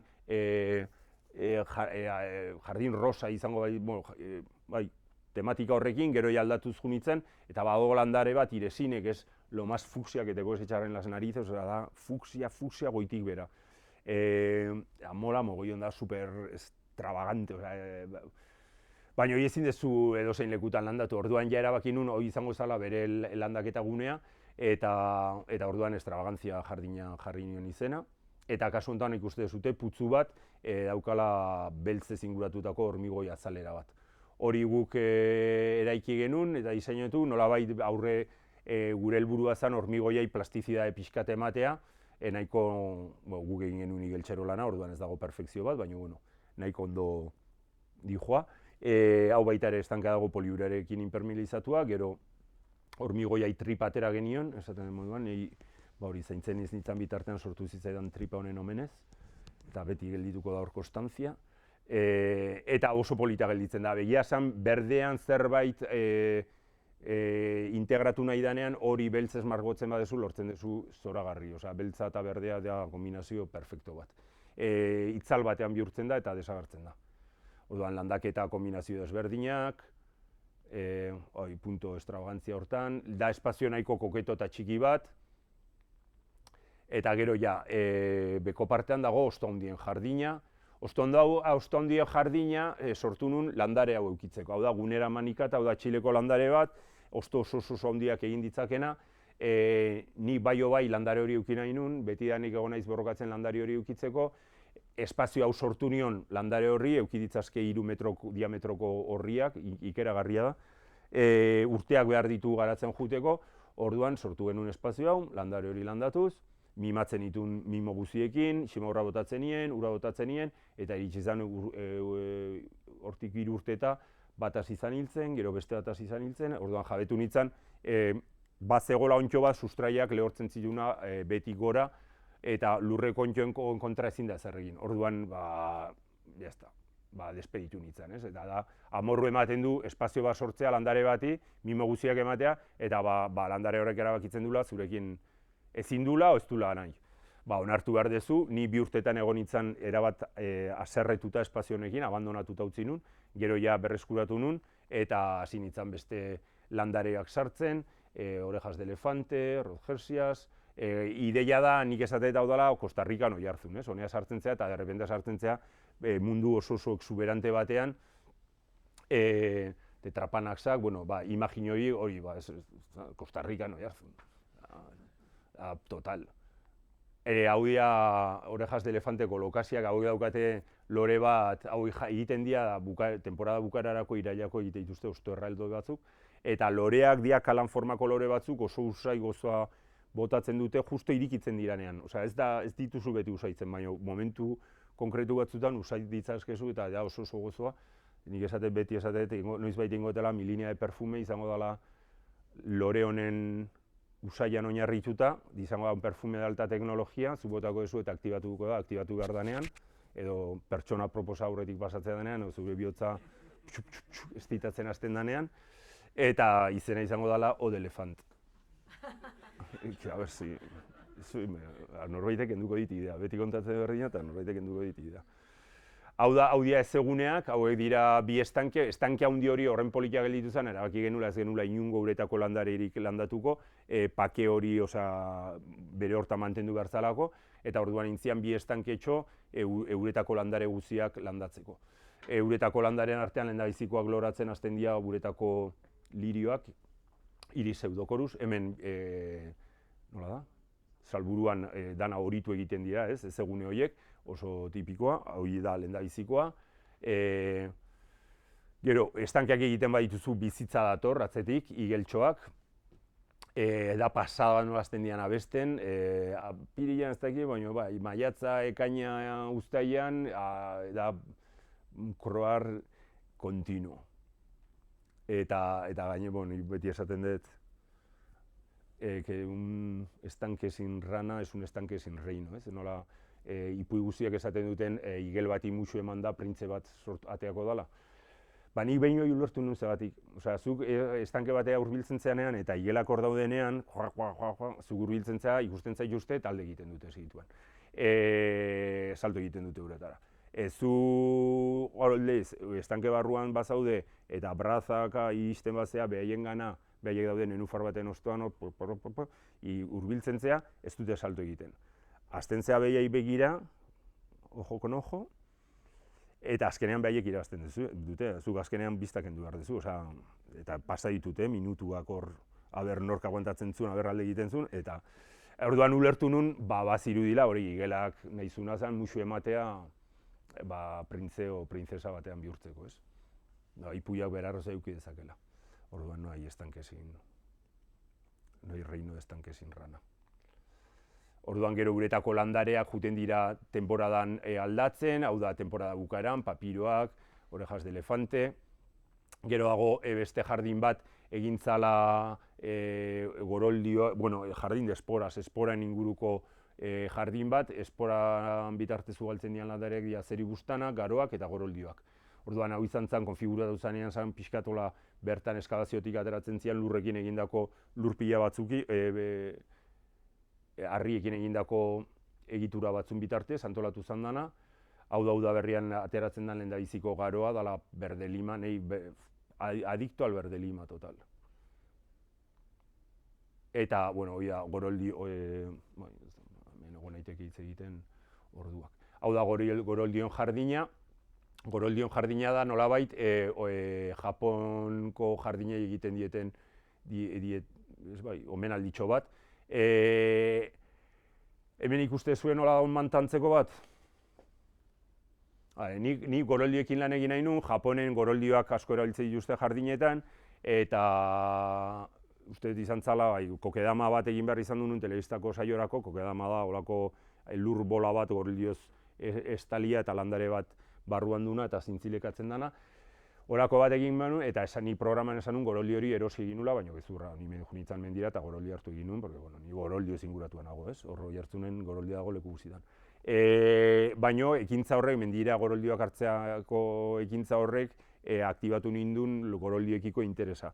Hasi nintzen ikusten goroldio variedade desberdinak zeudela, eta nolabait hasi nintzen buruan lantzen goroldioekin lan egin nahi nula, eta hori ja buruan dezula, konturatu nintzen badaudela manta batzuk, eta han Oiartzun inguruan manta horiekin animalien txabola asko estaltze dituzte, nun manta horietan goroldioak eta likenak bere kabuz azitzen dian. Hor nunbait omen da papeleraren residuo bat manta hori, horregatik erabiltzen dituzte baserritarrak txabolak estaltzeko. Lursail honetan bazeuden olako manta batzuk, orduan jardin hau sortu aurretik, dela jardin guztiko lekurik ezena eta itzaltsuena, manta horiek zabaldu nituen, mendira junitzen goroldio variedade desberdin guztiak hartu nituen, jardin ditun gainean, eta jabetu nintzen goroldioak ondo aztentziala manta hortan. Orduan ja erabaki nun, borobilo horiek egingo nitula, gainean manta jarri, goroldioak txikitan jarri, eta azitzen jundira, eta hau da gozada bat ez diteako inungo lanik ematen. Manta hori da filtro moduko manta bat, orduan ezetasuna jasotzen du, nahikoa goroldioa ondo garatzeko, belartxarrak ateratzen badia oso erreizkentzen dira, eta batzutan egoaizea eta dagonean deshidratatu egiten dira, baina normalean eta hori neguen egoten da zorogarri. Gero daude paso japonesak, dirala harri hauek, dirala ondarrarri arroxa erosionatuak, paso japonesak dira Japongo jardinetan asko jartzen diran olako harriak batetik bestera ibiltzen juteko eta normalean jartzen dira beste harri finago batzun gaikaldean, ez? eta bueno, egia esan, hau da asko maite duten espazio txiki bat, gero dituzu olako estampak, bagizu Japongo jardinak dira nahiko estatikoak, osea, jardin bat antolatzen denean beti eduki behar da estatiko eta dinamikoaren arteko oreka bat, eta depende zer pertsonak jasan dezake gauza estatikoago bat, eta beste batzuk behar dute dinamismo gehiago, ez? Hori ondo ikusten da etxe batean adibidez, zu sartzen za etxe batea eta dana badago, dana kuadri, dana perfecto, dana bere lekuan, esatez, mucho orden. Eta gero sartzen za beste etxe batzuta eta dago puñetero kaos. Orduan, ja badakizu, el caos sería movimiento, eta el orden sería estatiko, ez? Orduan, jardin batean badaude gauza batzuk nahiko estatikoak diranak, izan daitezke setoak, harriak, lur mugimenduak, denborarekin aldatzen joan daitezkenak, baina denboran oso mantxo mugitzen diranak. Eta gero parte dinamikoa da beste dana, ez, landareak, Orduan, niretzat importantea da uztartzea estatikoa eta dinamikoa diseinu batean. Japongo jardinak nik esango nuke oso estatikoak dirala, baina ospatzen dute efimerotasuna, iragankortasuna, ospatzen dute por todo lo grande. Astigar japonesak ostoa gorritzen zaienean, eta batez ere Gereziondoen loraldia, Gerezion loraldia ematen dute fiesta nazional. Eta izaten da normal, izan daiteke aste bat, bi aste gehienez, baina ospatzen dute bere gorenean. Eta gero, badago hortensiei dedikatutako jardin bat.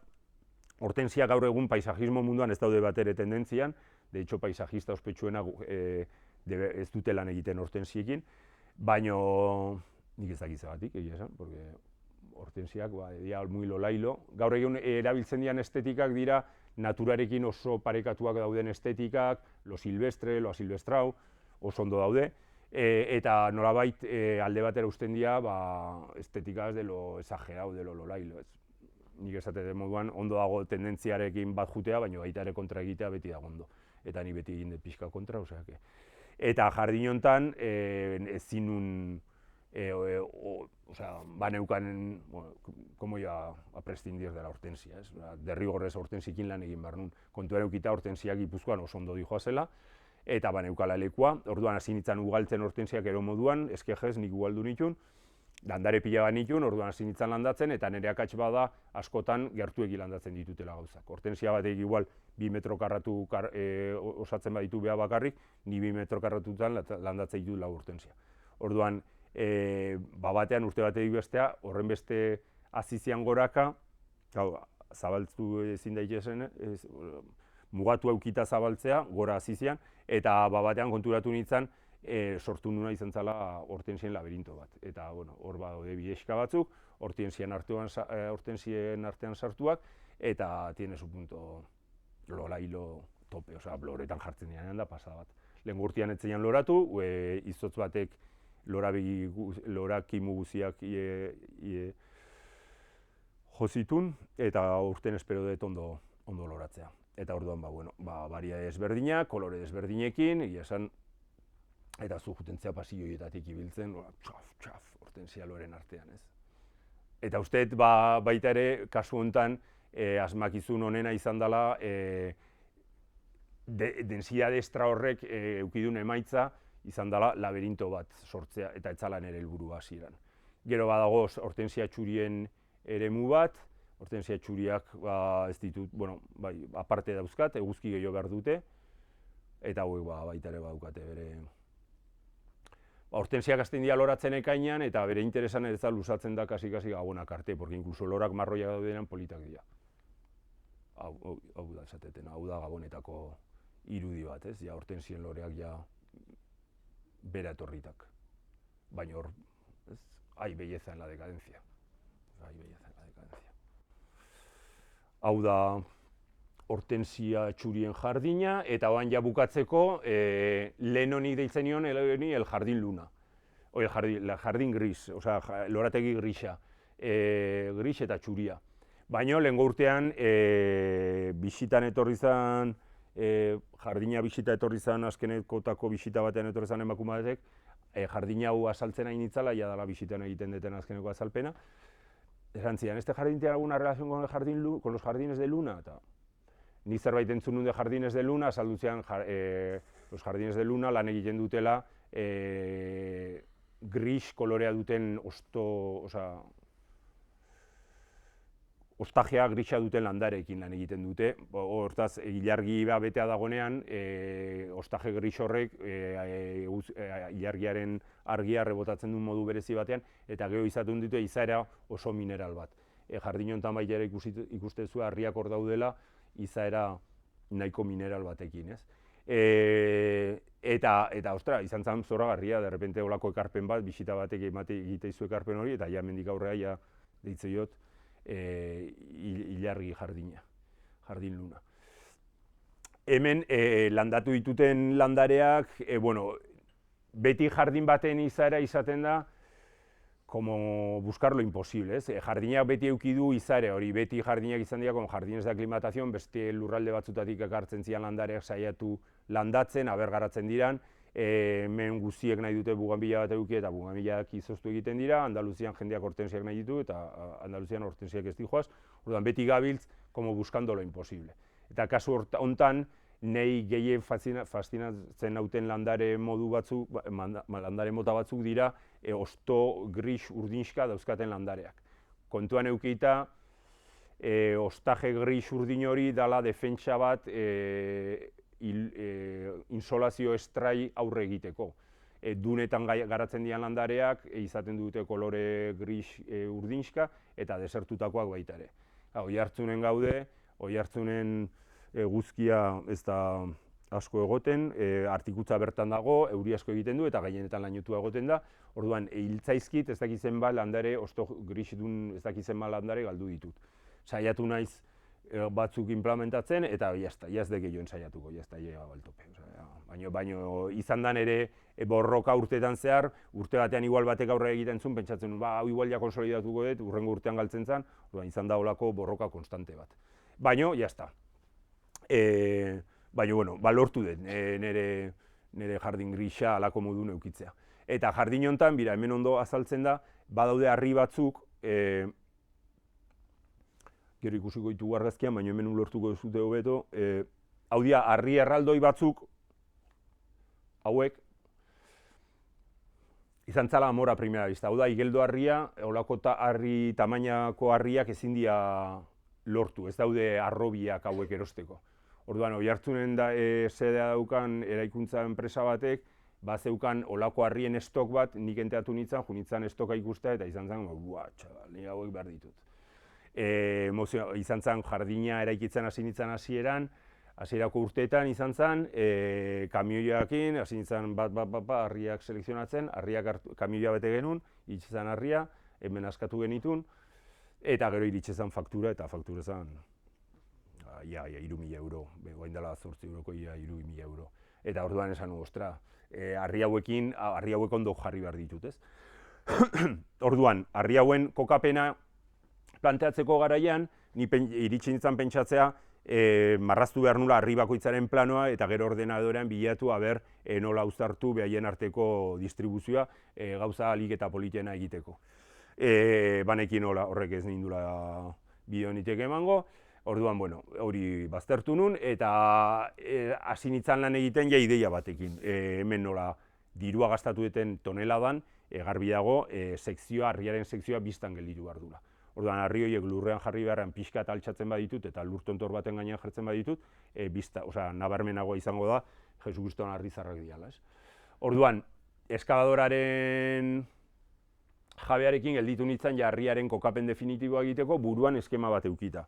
3 lur trintxera egin, 1, 2, 3, eta gainean harria jartzen hasi. Bale, azte geha, gelditzen geha, Jose, venga, iten dugu lur pilau, trintxera egiten dugu, azte geha harria jartzen, eta, karo, honea iristen naizenean, konturatzen naiz, olako 3 marra paralelo ez zutela inungo interesik eukiko. Harriak ez zialako, ni pentsatzen nun bezain handiak, dantza, egan egiteko, total, hemen gaudela ja hau bukatzen eta ikuste, buruan eukan eskemak ez zula balio. Eta gogatzen naiz egun hortan izan zala, de repente una krisis, ni ja pentsatzen nun ideia perfektuan eukala eskuartean, eta ezin zuen izan.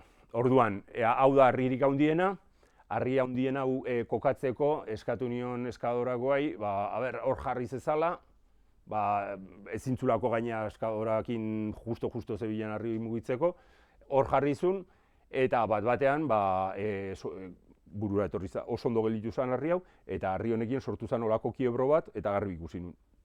Kiebro hau bola itxi, hemen egin olako bidexka bat, komun pequeñito kañon, eta gero sortu meseta bat, hau pixkat kotaltuago batean dago, orduan olako plataforma bat, meseta bat, eta komun kañon, ez? Hori da diseinuaren beste arlo bat, ez? Hasi nintzen ideia prekontzebitu batekin gauza bat egiten, eta lekuan zaude, eta derrepende hau ez du balio. Osea, hau ez dihoa ondo.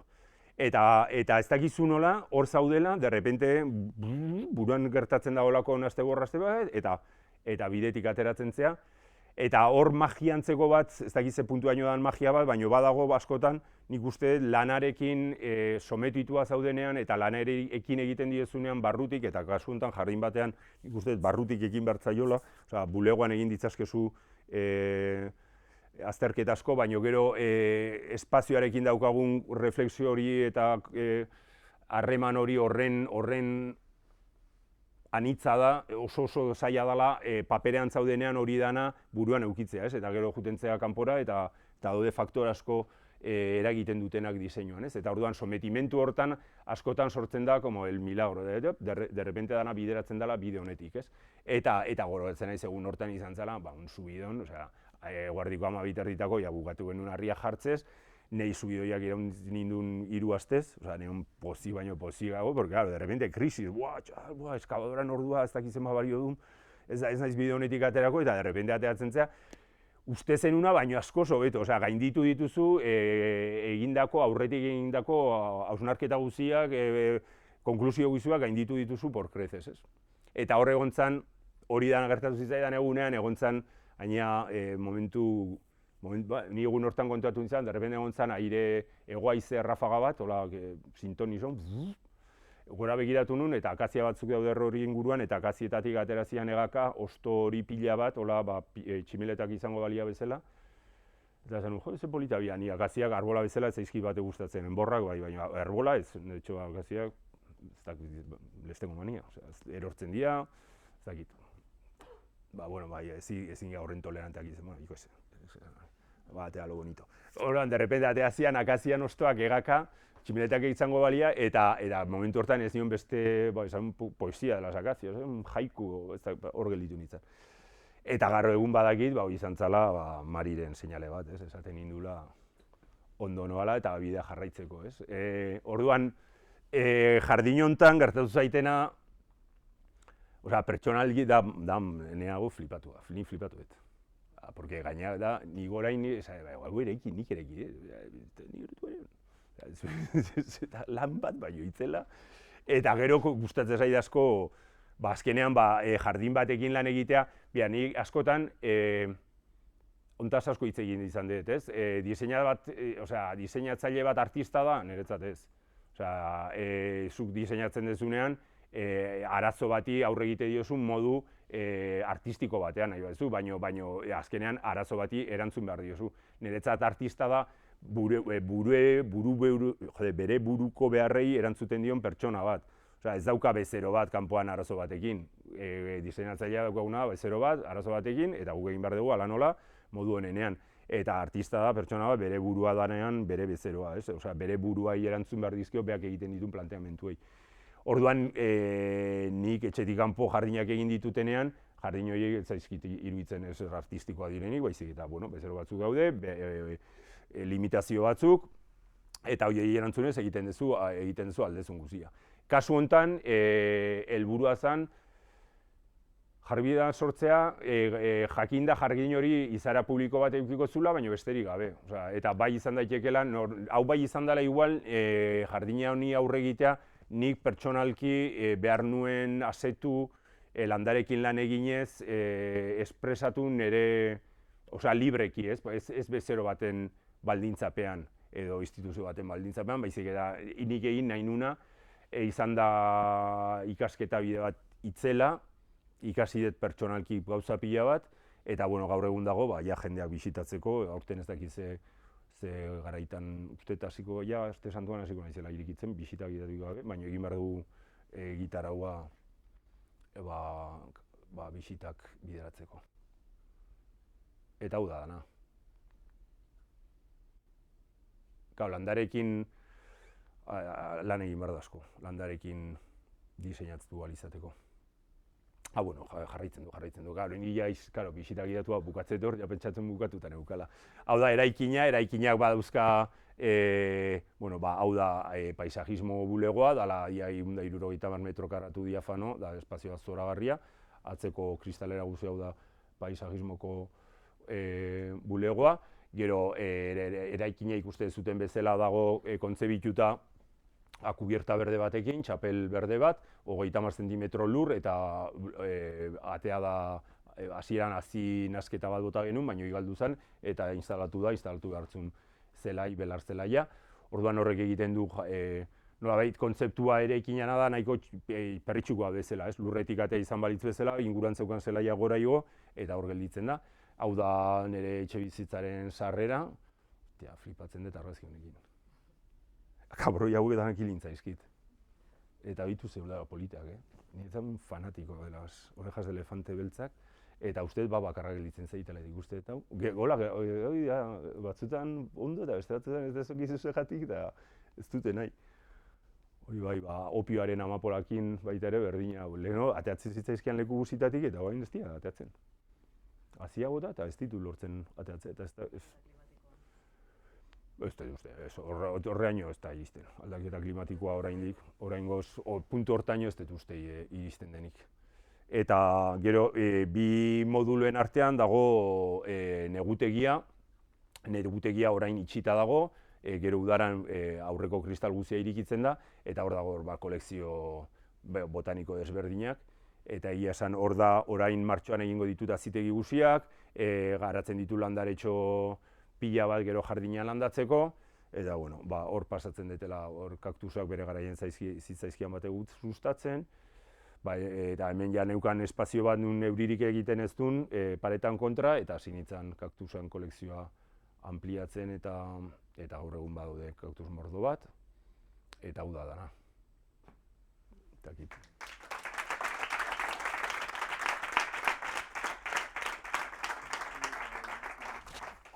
Bai dagona da hori sentsazio bat, ni gelditu naiz hustuta bezala baita, eta hasi naiz pixka rekuperatzen, baina hustuta, ni kreatiboki beti izan naiz, oso abila, juten nintzen leku batean, iristen nintzen ideiakin,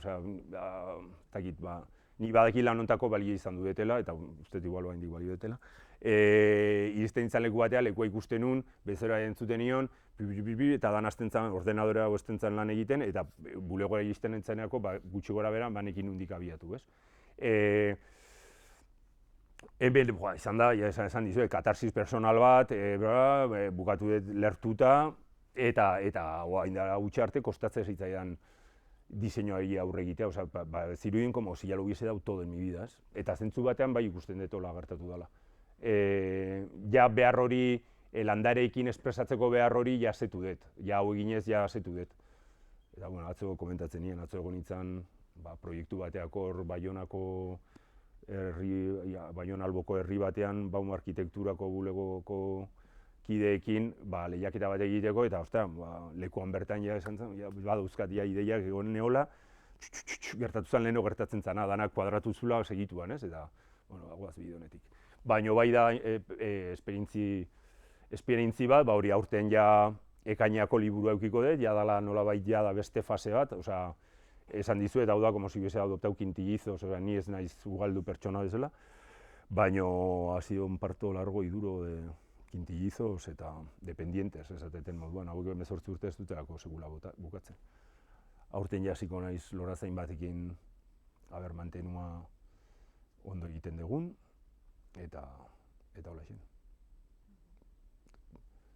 Galderaren bat,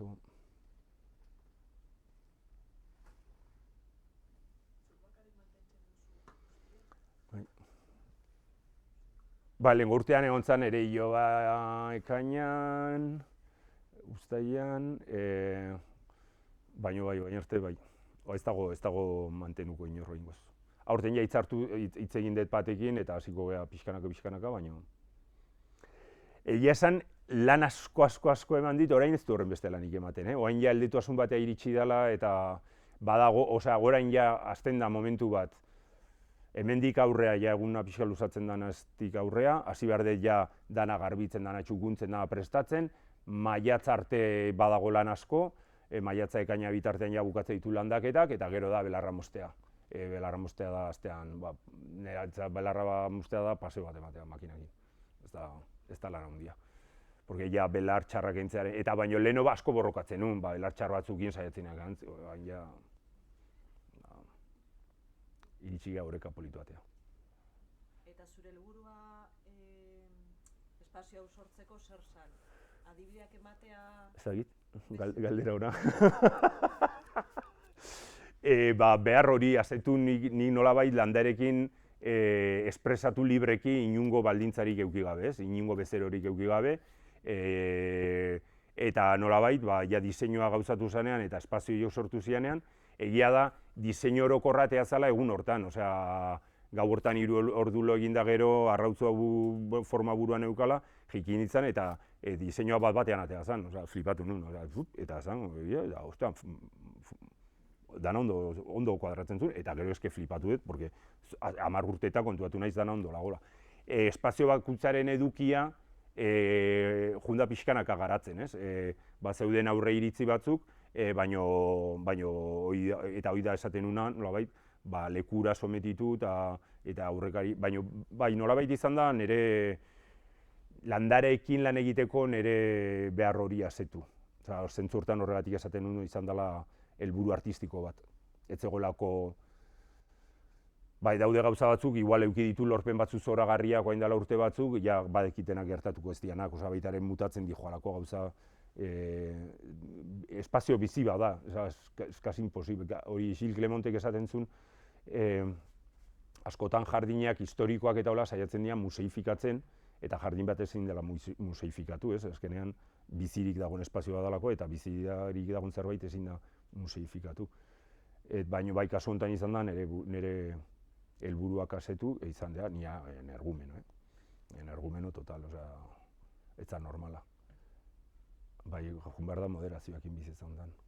Nila ikasi dut. Baina gaur egun badauka beste helbururen bat, Orain da nire etxe, bueno, bira. Zara nahi dut, bezero bat datorrenean zerbait... Bai, balio du hortarako. Gauzak argi ez adibideak eskaintzeko modu. Bai, dudik gabe. Baina da jardin bat, proiektu hau egiteko hasieran guk esan genuen izango zala mintegi bat, ez da, sekula. Nik egin dut mintegi bezala erabili dut, nik erabili behar nituen landareak sortzeko, eta merkegoa izen zeidin horren instalazio guzia. Baina badago beste refleksio bat oso polita jardin honen inguruan, ni igual zaila da hemen azaltzea. Baina, geometria horri esker, eraikina, normalean jardin bat izaten da arkitektura eta naturaren arteko esparru hori lantzen duen espazioa, ez? Jardin bat beti egoten da arkitekturarekin lotuta, eraikin bati lotuta, etxe bati lotuta, eta kasu honetan, nik uste, arrautz forma horiei esker, lortu da sentsazio bat, nun jardina da jardina, eta jardina horren eskuzabala baimentzen dula tangentzialki eraikin bat egotea. Eta eraikinak ez dauka inungo protagonismoik. Hasierako diseinu, marra zuzeneko diseinu hori garatu izan manu, orduan bai sortuko litzatekela olako harreman bat eraikina eta jardinarekin. Formala, geometrikoa, eta hori etzan helburu bat izan. Eta hori lehengo hain dela 2 urte planteatu nuen etxe bat egitea, hor bizi beharrean pixkat urrunago, eta hor hasi nintzen hausnarketa hori guzia egiten, ez? Eta orduan da espazio bat, noai bizirik dagona eta harritzen nauna egunetik egunera. Hori da azkenean daukatena, ez? Espazio biziak. Eta orain esan duzunan arira, azkenean jardina dela arkitektura eta inguruan naturan arteko uztarketa hori, zelan egokitu da jardina inguruko naturara? Edo Oso ondo. Nik uste dut zoragarri, osea, zu barruan zaudenean nik uste zu ez da ezer, osea, ni baita ere zentzu hortan saiatu naiz depende zu baita ez jartzen, ez? Osea, kasu hontan jardina dago bailara batean sartua, inguruko natura guztia dira ariztiak batez ere, orduan da nahiko baso egitura bat, ez oso menditsua, ez oso maldatsua, baino bai, eta orduan disonantziak ez sortzearren zuhaitz asko ez ditu jartzen, kolore gorriko, kolore horiko zuhaitzak ez ditu landatzen.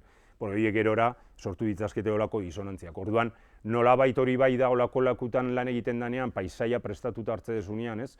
Eta inguruko paisaiarekin bat egin nahi dezunean, kontuan eduki behar da, ez jartzea zerbait gero arrotz bihurtu daitekena, eta olako disonantzia bat sortuko duna, ez? Eta kasu hortan ikuste dut hori lortuta dagoela. Gero, gaur egun, landare invasiboen inguruan, eta ez dakit horri inguruan hitz egin nahi bazen, porque hortaz nik dauk. Zan gehiago ekosistema bai aipatu zen. Bai. Animaliak be kontutan hartute erreka bada. Leheno zelai izan moduan, ez dakit zenbat bizitza jasoko zuen, baina eginda 10 aldiz gehiago, orain daude txori kopuru pila bat, danetik, anfibioak, arraiak, txori pila bat, bizitza dago leku guztietan. Eta zentzu hortan azkenean bai daia jardin batek daukan artifizialtasunari esker bizitza areagotzen dela pila bat. Eta nahiz eta helburua ez izan bizitza zabaltzea, jardin batek daukan anistasunari esker bizitza zabaltzen da, ez. Insektu gehiago etortzen dira, beteta goten da, beteta. Kabiak azaltzen dira pila bat, eta zelai bat izango balitz, gauza gongo litzateke limitatuagoa. Beste galdera bat, igual da, ez da nabaritzen eta eskutuan igual gelditzen da, baina azpiegitura aldetik eta zer eskatzen alako donategi bat? Hemen egia esan ez dago asko, eraikina egin zan, hori izan zan gaina lehendabiziko egin zana, eta gero ura, kasu honetan ura hartzen dut iturri batetik, bideratua dago, hodi bat etortzen da, eta nik esango nuke hori dela azpiez. Porque ureztak eta sistemarik ez daukat, estanke handia bai badauka ursarrera bat gero ibaira errekara juten dana, eta zer gehiago? Oso gutxi, hori ureztatu, aurten egon naiz ureztatzen, pixkata ero moduan, aurten lehorra izan da, baina bestela, hanoi hartzenunen barko nuna zan aterkiak, ureztatzeko baina aterkiak iriki, tarteka. Zian daiteke limitante. Argiztapena ez duzu jarri? Ez. Hori da beste zerbait oso zaila gauzatzen zailena garatzea, argiztapena jardinean ze punturaino jarri ala ez jarri. Ni nahi ditut jardinak itxiak, argi gabe. Etxe ingurua argitu dezakezu xumeki, baina jardina zertako argiztatu. Eta dagoen argiztapen honena da frontal batekin atera eta jazta. Bareak hiltzea eta karakolak hiltzea gau ez. Orduan, hemen eta askotatzen dira. Nik ezagit nahi eta egin zenun, baina Jesu Elizaren fatxada txuri hortan, nire asko ustean zait, gauetan, koko batekin zuhaitzaten itzaran gara ikusten den. Zer, nahi eta egin zenuten edo? Pinuak azitzen junda eta ia da oso horagarri daudela. Bai, egon ziteken, hor panel txuri horren kontra pino-pinoneroak daude zoragarri. Arbolabiek daude espektakulares. Eta gero gauean baita oso ondo gelditzen da. Baina bai da zerbait oso zaila, argiztapena. Jardin pribatutan, nik esate diet, gaina jardin bat sortzen dezunean ez dauka inongo zentzurik argiztatzea. Ja behin heldutasun batea iristen danean, igual argiztatzen duzu, baina hasieran zertako. Orduan, hodia jarri pasanteak utzi eta kitxo.